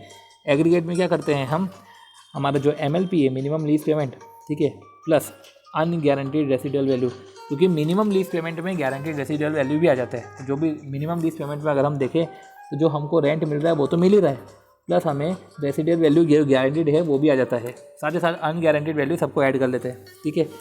तो पूरे टर्म का हम ऐड करते हैं, जैसे कि लीज रेंटल है पर एनम 5 है, तो 5 साल का है मतलब 25, गारंटीड रेसिडुअल वैल्यू 1 और गारंटीड है और एक्सपेक्टेड रेसिडुअल वैल्यू है, तो ऐसा करो कि 25 में 2 ऐड करो, 27 आ जानी चाहिए हमारी ग्रॉस इन्वेस्टमेंट। ये हमारा 27 लाख आया। ये 2 को अनगारंटीड मत मान लेना, ये एक्सपेक्टेड रेसिडुअल वैल्यू है, ये गारंटीड और अनगारंटीड मिला के है, ठीक है। तो ये हमारा जो है ग्रॉस इन्वेस्टमेंट आ गया, क्योंकि इसमें MLP के साथ हमने जो है UGRV को ऐड करा। या तो हम ऐसा कर सकते हैं कि MLP हमने डिफाइन कर देते हैं, MLP हमारी कितनी हो रही है 26 लाख, प्लस फिर UGRV कितना हो रहा है हमारा 1 लाख, तो हमारा जो है ग्रॉस इन्वेस्टमेंट वो आ गया हमारा 27 लाख। ये हमारा ग्रॉस इन्वेस्टमेंट हो गया। अब इसकी ही हमको प्रेजेंट वैल्यू निकालनी है, ठीक है। इसकी प्रेजेंट वैल्यू निकालनी है इम्प्लिसिट रेट ऑफ रिटर्न पे। तो कहा जैसे 20 लाख माइनस करना है, पर 20 लाख नहीं माइनस करे, बेटर है कि हम इसको प्रेजेंट वैल्यू निकालें, ठीक है। तो प्रेजेंट वैल्यू निकालना है, प्रेजेंट वैल्यू इसी अमाउंट की निकालना है, ग्रॉस इन्वेस्टमेंट की ही प्रेजेंट वैल्यू निकालना है, ठीक है। तो gross investment minus present value of gross investment, जो डिफरेंस है वो हमारा अर्न फाइनेंस इनकम है। Implicit rate of return, internal rate of return दे के रखा है। चलो कैलकुलेट करो, 5 लाख से है, हमने जो है डिस्काउंट करा, 5 लाख हमको 5 साल मिलेंगे, डिस्काउंट फैक्टर है, प्रेजेंट वैल्यू हमने इसकी निकाली। आखिरी साल, अब आखिरी साल देखो 5 लाख हमको तो 5 साल मिल गए, ठीक है। अब GRV भी तो हमको मिलेगा 5वें साल। GRV कितना है हमारा 1 लाख, तो GRV तो हमको 1 लाख मिला 5वें साल, तो ये हमारा, और UGRV भी तो 1 लाख है, वो भी 5वें साल मिलेगा। तो ऐसे करते हुए हमारा ये 11775,540 आया। और ये जो डिफरेंस है ये अर्न फाइनेंस इनकम है, ये अर्न फाइनेंस इनकम है। पर अब बात आती है, अब हमको जनरल एंट्री किसकी बुक्स में कैलकुलेट करना है, लेसी की बुक्स में कैलकुलेट करना है। तो जब लेसी की बुक्स में कैलकुलेट करना है जनरल एंट्री, तो लेसी की बुक में जनरल एंट्री कैलकुलेट करना है, तो सबसे पहले मैं इधर नोट इनकॉर्पोरेट कर लेता हूँ ताकि वो ईज हो जाएगा, ठीक है। सबसे पहले लेसी तो एक तरीके से लेसर से परचेज ही कर रहा है, ठीक है। तो परचेज कर रहा है, तो स्टार्टिंग में तो वो परचेज कर रहा है, पर उसके लिए ये असेट परचेज है, ठीक है। तो वो मशीन जो भी है, मशीन टू क्रेडिटर, जो machinery account debit to creditor, वो ही अमाउंट लिखेगा। और machinery account debit to creditor तो कितना अमाउंट लिखेगा, फेयर वैल्यू क्या लिखेगा, फेयर वैल्यू लेगा। क्योंकि इसके पहले अगर हम देखें, जब हमको चार्ट बनाने का था, तो हमारा जो प्रेजेंट वैल्यू आ रहा था, वो प्रेजेंट वैल्यू हमारा जो फेयर वैल्यू दिया हुआ था उससे कम आ रहा था। तो जो हमारा प्रेजेंट वैल्यू तो हमारा कम आ रहा था, तो हमने फेयर वैल्यू को चूज़ कर लिया था। इस क्वेश्चन में क्या है, इस क्वेश्चन में क्या कम आ रहा है कि ज़्यादा आ रहा है, अभी हम देख लेते हैं। इधर हमारा आया 1775540 आया, ठीक है। और इधर जो है हमारा फेयर वैल्यू है 20 लाख। ओके, एक मिनट, हमारा वैल्यू जब कम आया था तो हमने वो फेयर वैल्यू ले ली थी, क्योंकि फेयर वैल्यू प्रिसाइज था, ठीक है। पर इधर कुछ ज़्यादा ही कम हो गया ना, शायद देखा जाए तो 1725820, इधर भी फेयर वैल्यू से कम है, पर कुछ ज़्यादा ही कम है। 1725820, ओके 1725820। तो इधर हमने जो है MLP का प्रेजेंट वैल्यू करा, सी समझना पड़ेगा। अब इधर थोड़ा सा नया कंसेप्ट आया, ठीक है। पिछले क्वेश्चन को देखा जाए तो पिछले क्वेश्चन में अगर होता तो अपन फेयर वैल्यू बुक करते हैं, ठीक है। कौन सा पिछला क्वेश्चन, देख ये वाला हमारा जो पिछला क्वेश्चन था, जहाँ पे हमने जो है हमारा लीज MLP था और गारंटीड रेसिडुअल वैल्यू थी, और आया था 114,206। ये फेयर वैल्यू से कम था, हमने फेयर वैल्यू ली थी जो गिवन दे के रखी थी, ठीक है। ये जो दे के रखी थी हमने वही ली थी। अब इधर भी कम ही आ रहा है। अगर इधर हम देखें तो हमारी जो फेयर वैल्यू है वो फेयर वैल्यू 171725820 आ रहा है। अब इस केस में क्या करेंगे, अब हम समझते हैं। If the fair value of lease asset exceed, देखो उधर हमने मान लेते कि एक जैसा ही था, ज़्यादा इतना कम नहीं था, ठीक है। If the fair value of lease asset exceed the present value of MLP from the stand point of Lesi. अब इधर from the stand point of Lesi देखना पड़ेगा। तो हमने क्या किया, हमने जो है लेसी के स्टैंड पॉइंट से देखा कि यार फेयर वैल्यू जो है लीज एसेट की, वो तो present value of minimum lease payment, जिसमें गारंटीड रेसिडुअल वैल्यू भी आता है, उससे तो ज़्यादा है। The amount recorded should be the present value of minimum lease payment. तो ऐसे कहते हैं present value of minimum lease payment से ही अमाउंट रिकॉर्ड हो जाना चाहिए, ठीक है। ओके, यही पैरा 11 ऑफ AS 19 बोलता है, ठीक है, लिख देता है। तो ये आ गया हमारा पैरा 11 ऑफ AS 19, और हमने ये कैलकुलेट कर लिया, ठीक है। मशीनरी अकाउंट हमने पूरा ये हमने फेयर वैल्यू नहीं लेते हुए ये वैल्यू ली। अब फर्स्ट ईयर ऑफ लीज है, तो हम तो वो जो है इंस्टॉलमेंट का पेमेंट करेंगे, जो भी है वो इंस्टॉलमेंट का पेमेंट। अब इधर तो at the end of the year ही हो रहा है पेमेंट, तो पेमेंट तो at the end of the year ही हो रहा है। तो हम पहले इंटरेस्ट तो बुक कर ले हमारा, ठीक है, इंटरेस्ट बुक कर ले। कितना बुक करेंगे, 15% तो निकालना है। ये जो हमारा आउटस्टैंडिंग है 175,820 का कितना परसेंट बुक करेंगे हम, 15%, राइट। तो 15% हमारा फिनांस चार्ज है 258873, वो फिनांस चार्ज है, वो एक्सपेंडिचर हमने बुक करा और उससे हमारे क्रेडिटर और बढ़ा दिए। हमारा क्रेडिटर हमने और बढ़ा दिए, ठीक है, क्योंकि हम लेसी है, हमको पेमेंट करना है, तो हमने क्रेडिटर और बढ़ा दिया और हम उसको अब पेमेंट कर रहे हैं। 5 लाख का जो हमारा इंस्टॉलमेंट है हमने उसको पे करा। साथ ही साथ हम डेप्रिसिएशन को भी बुक करेंगे। डेप्रिसिएशन 10% पर एनम है और 10% पर एनम इसका ही कैलकुलेट होगा, ठीक है। तो जो है हमने मशीनरी अकाउंट जिससे बुक करा, जिस पे मशीनरी अकाउंट बुक करा है उसी अमाउंट पे डेप्रिसिएशन आएगा। तो वही था कि जिस अमाउंट पे हमने मशीन को बुक करा है उसी अमाउंट पे हमने डेप्रिसिएशन को भी उस अमाउंट के ऊपर हमने डेप्रिसिएशन कैलकुलेट किया और फिर वही ये P&L में ले गए हम डेप्रिसिएशन ऑफ फाइनेंस चार्जेस। सो इस तरीके से जो है हमारा हमने फर्स्ट ईयर का जो है जो भी बोलते हैं फर्स्ट ईयर की हमने जर्नल एंट्री ओवर करी, राइट। अब हम बढ़ते हैं हमारे नेक्स्ट क्वेश्चन पे, ठीक है। अब नेक्स्ट क्वेश्चन हमारा okay okay okay okay okay okay इन्होंने पूरा कैलकुलेट भी करके रखा है, ठीक है। समझते इधर क्या लिखा, क्या देख रखा है इन्होंने। Okay, difference between this figure and the guaranteed value. इन्होंने क्या किया है कि okay difference between this figure, इन्होंने पूरा अमोर्टाइजेशन टेबल ही कैलकुलेट कर लिया, जो इतना कैलकुलेट करने की ज़रूरत नहीं थी। पहले साल का कैलकुलेट करना ही काफ़ी था। इन्होंने सेकंड, थर्ड, फोर्थ, फिफ्थ का भी कैलकुलेट कर लिया। और वैसे भी जो एंड में जो अमाउंट आता है वो गारंटीड रेसिडुअल वैल्यू होता है, वो गारंटीड रेसिडुअल वैल्यू होना ही चाहिए वैसे भी। ओके ठीक है। और अगर कभी गारंटीड रेसिडुअल वैल्यू नहीं है तो अगले साल उसको लेकर आओ और उसमें बचा हुआ जो पोर्शन होता है वो इंटरेस्ट वाला पार्ट हो जाता है फिर, ठीक है। तो एक तरीके से हमको वैसे देखना पड़ेगा इसको, ठीक है। तो अब अगला क्वेश्चन है हमारा कि ग्लोबल लिमिटेड ने इनिशिएट करा लीज। ये सी अट्रैक्ट क्या है अभी आपको सब समझाऊंगा। क्या लिख के रखा है कि ग्लोबल लिमिटेड ने इनिशिएट करा है लीज फॉर 3 ईयर, ठीक है। लीज है 3 साल का इन respect of equipment costing 1.5 lakh with expected useful life 4 lakh. तो 4 साल, लो 4 साल है और 3 साल का तो लीज भी दे दिया। फाइनेंस लीज है कि नहीं है, देखो unearned finance income, lease payment, finance income की बात करी तो फाइनेंशियल लीज हो गया। बट फिर भी अगर हम डेफिनेशन के जाए तो उसकी एक्सपेक्टेड यूजफुल लाइफ 4 साल थी, ठीक है। और जो है लीज पे दे दिया 3 साल के लिए। तो अब अपन देखते हैं कि कौन सा पॉइंट फाइनेंस लीज का अट्रैक्ट हो रहा है। C asset lessee transfer ownership of asset by the end of lease term, ऐसे तो कुछ नहीं बोला। और लीज ट्रांसफर ओनरशिप और लेसी के पास ऑप्शन है परचेस करने का, ऐसा भी कुछ हमने अभी तक देखा नहीं। बट देखो lease term is for major part of economic life, तो लीज टर्म जो है वो major part of economic life है, ठीक है। तो इस तरीके से जो वो सी वाला पॉइंट अट्रैक्ट हो गया और इस तरीके से फाइनेंस लीज हो गया, ठीक है।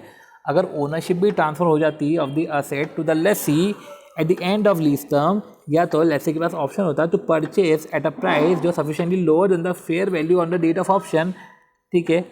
और ये हमको रीजनेबली सर्टन है that the option will be exercise, तो भी ये फाइनेंस लीज हो जाती है। पर इधर तो हम इकोनॉमिक लाइफ से ही इसको समझ सकते हैं, ठीक है। ओके, तो ग्लोबल लिमिटेड ने लीज इनिशिएट किया 3 साल का, इक्विपमेंट 1.5 लाख का है, एक्सपेक्टेड यूजफुल लाइफ 4 साल है। Asset would revert to global limited under lease agreement, asset would revert to global limited, तो इनिशिएट कर asset would revert to global limited under the lease agreement. Other information, देखो asset revert हो जाएगी global limited को, ठीक है। Asset revert हो जाएगी ग्लोबल लिमिटेड को, ठीक है। कोई परचेज वर्चेज नहीं हो रहा, बट फिर भी कोई माना कोई परचेज नहीं हो रहा, कोई ऑप्शन टू परचेज ऐसा कुछ भी नहीं देके रखा है, बट फिर भी मेजर इकोनॉमिक लाइफ तो ट्रांसफर हो गई ना। This can reward major economic life अगर ट्रांसफर हो गई है तो ऐसे रिस्पेक्ट में अगर लीज एग्रीमेंट आपका ज़्यादा का है तो ऐसे रिस्पेक्ट में आपका फिर भी फाइनेंस लीज हो जाता है, ठीक है। बात आती है unguaranteed other information in respect of lease agreement. क्या बोल के रखा है, unguaranteed residual value of the equipment after the expiry of lease term जो है 20,000 है। या अनगारंटीड रेसिडुअल वैल्यू हमको gross investment, net investment calculate करने में काम आएगा। इम्प्लिसिट रेट ऑफ इंटरेस्ट भी हमको समझ में आ गया है।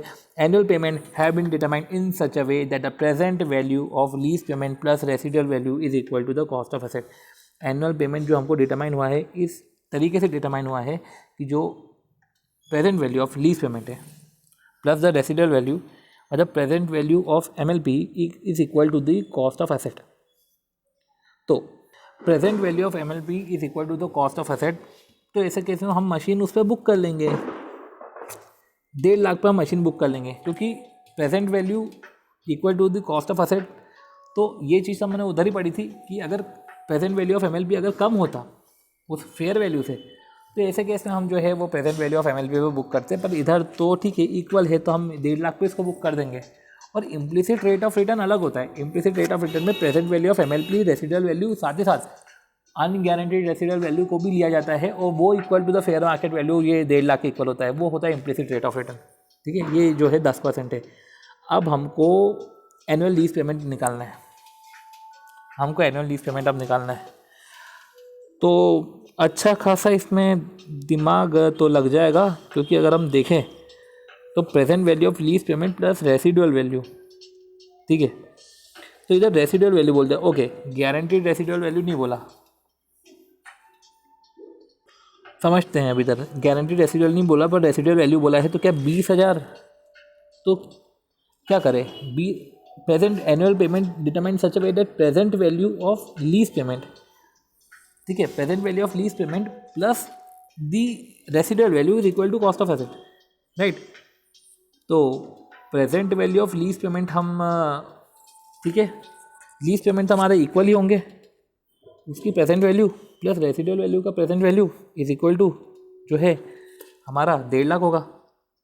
अब सबसे पहले रेसिडुअल वैल्यू तो हमको पता है, तो कायदे से रेसिडुअल वैल्यू का प्रेजेंट वैल्यू निकाल के पहले माइनस कर देते 1.5 लाख में से, तो पहले वो माइनस कर लेते, फिर जो बचा हुआ वैल्यू आता है वो है present value of lease payment, वही तो है present value of lease payment.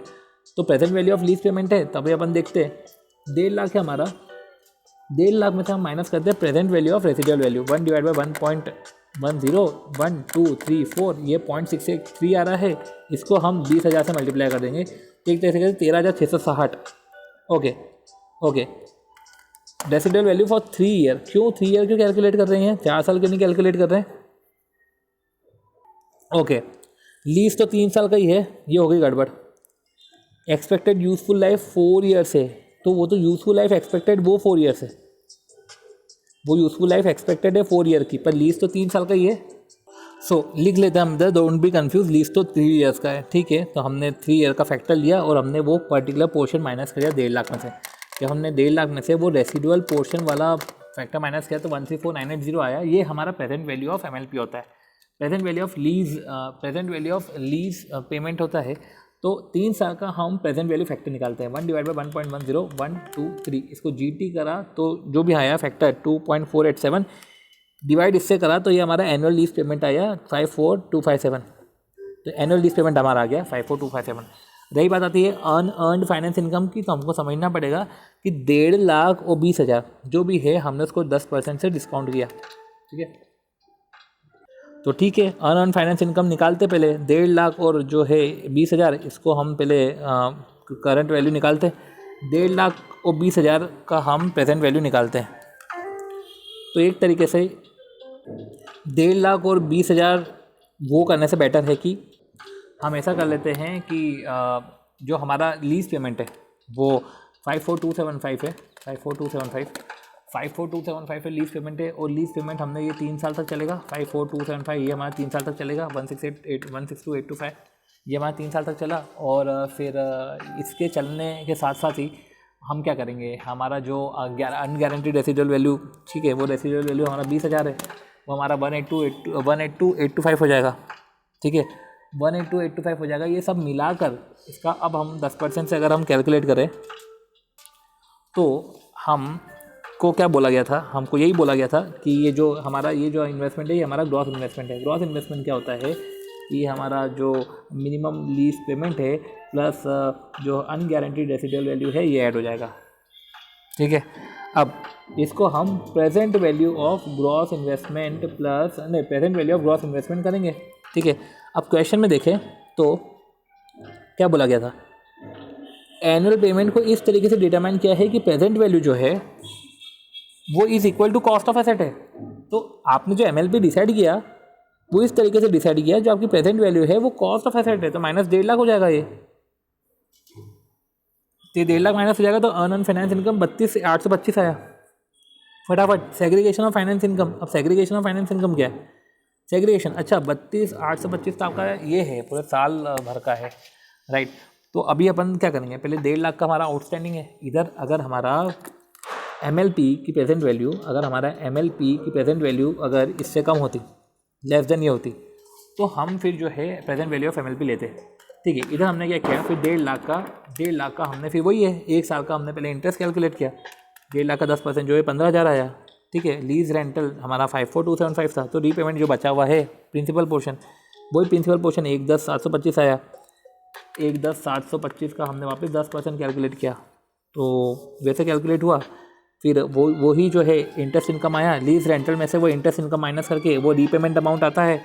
वो रीपेमेंट अमाउंट आया जो वो हमारे प्रिंसिपल अमाउंट से माइनस हो जाके 67523 आएगा। और ये 67523 फिर आती है बात 67523। लास्ट ईयर की बात करें तो 67523 ये हमारा पोर्शन है। 67523 का ये हमारा पोर्शन है, जिसमें जो है इसका 10% कैलकुलेट करेंगे, वही 6752 आ जाएगा। और बचा हुआ हमारा जो है वो प्रिंसिपल कंपोनेंट होगा। ठीक है, तो लीज रेंटल अगर हम थर्ड ईयर का देखें तो थर्ड ईयर का लीज रेंटल हमारा क्या आता है? थर्ड ईयर का लीज रेंटल हमारा 54275 ही आएगा। थर्ड ईयर का भी 54275। तो देखा जाए तो 54275 को मैंने माइनस किया, उसमें 6752 माइनस किया तो 47523 आ रहा है। और वही बात आती है कि जो है 20,000 का हमको मिल रहा है अनगारंटीड रेसिडुअल वैल्यू, तो वो भी ऐड होगा। तो 74275 हो गया, तो 67 की जगह ये हो गया 47523 के साथ साथ ये हो गया 67523। तो इस तरीके से जो है। फिर चौथी चीज़ क्या पूछी? Show how the necessary item will appear in the P&L account and the balance sheet for the various year. अब कैसे बताऊंगा मैं? अगर देखूँ मैं तो how necessary item will appear in the P&L and balance sheet of various year. तो अब क्या, पहले तो ये लेसर लेसी का दोनों का दिखाना है क्या? लेट मी सी। ओके, P&L अकाउंट देखते हैं सबसे पहले साल। तो फाइनेंस इनकम, ठीक है, 15,000, 11,073। और ये तो ईजी है P&L अकाउंट का रेलेवेंट एक्सट्रैक्ट। पर अब ये मेरे लिए फाइनेंस इनकम है, तो मैंने तो असेट बुक नहीं करी होगी है, असेट तो किसी दूसरे ने बुक करी होगी। मेरे लिए तो ये क्या है? मेरे लिए ये है एक तरीके से डेटा टू सेल। मेरे लिए ये है एक सेल, मेरे लिए एक है रिसीवेबल। तो रिसीवेबल है तो वही बात आ जाती है कि 1.5 लाख का तो मैंने रिसीवेबल बुक कर लिया होगा।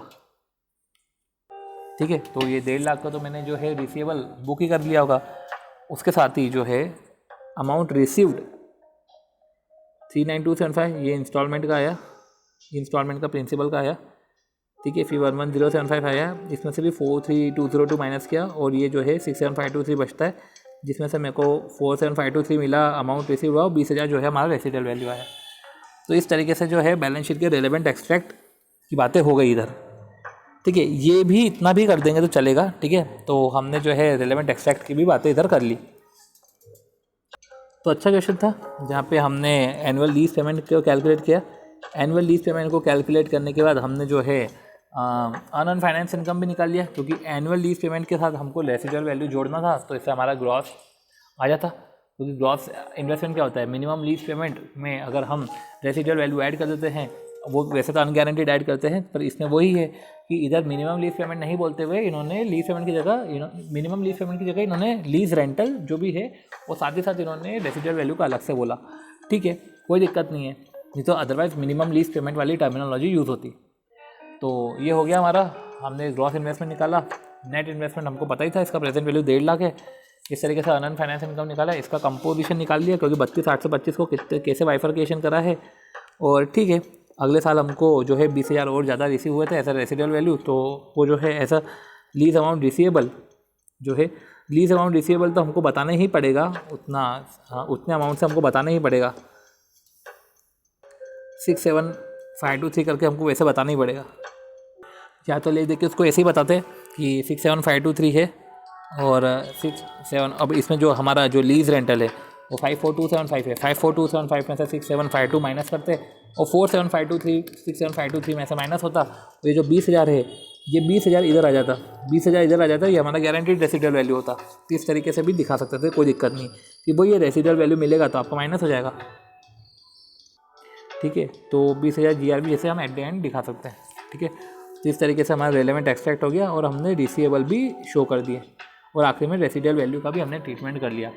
और इस तरीके से हमारा जो है स्टडी मटेरियल ओवर हो जाता है, एक्सेप्ट वो sale and lease back transaction है जिसको भी हम ओवर कर लेते हैं। ठीक है, तो sale and lease back transaction है, ज़्यादा इतना टफ भी नहीं है ये, बट इसको सेग्रीगेट करना पड़ेगा तरीके से, इसको नोटिंग करनी पड़ेगी प्रॉपर्ली, तब जाके हम इसका प्रॉपर्ली कैलकुलेशन कर पाएंगे। ठीक है, पर ऐसा करते हैं, अब हम PM पे आते हैं।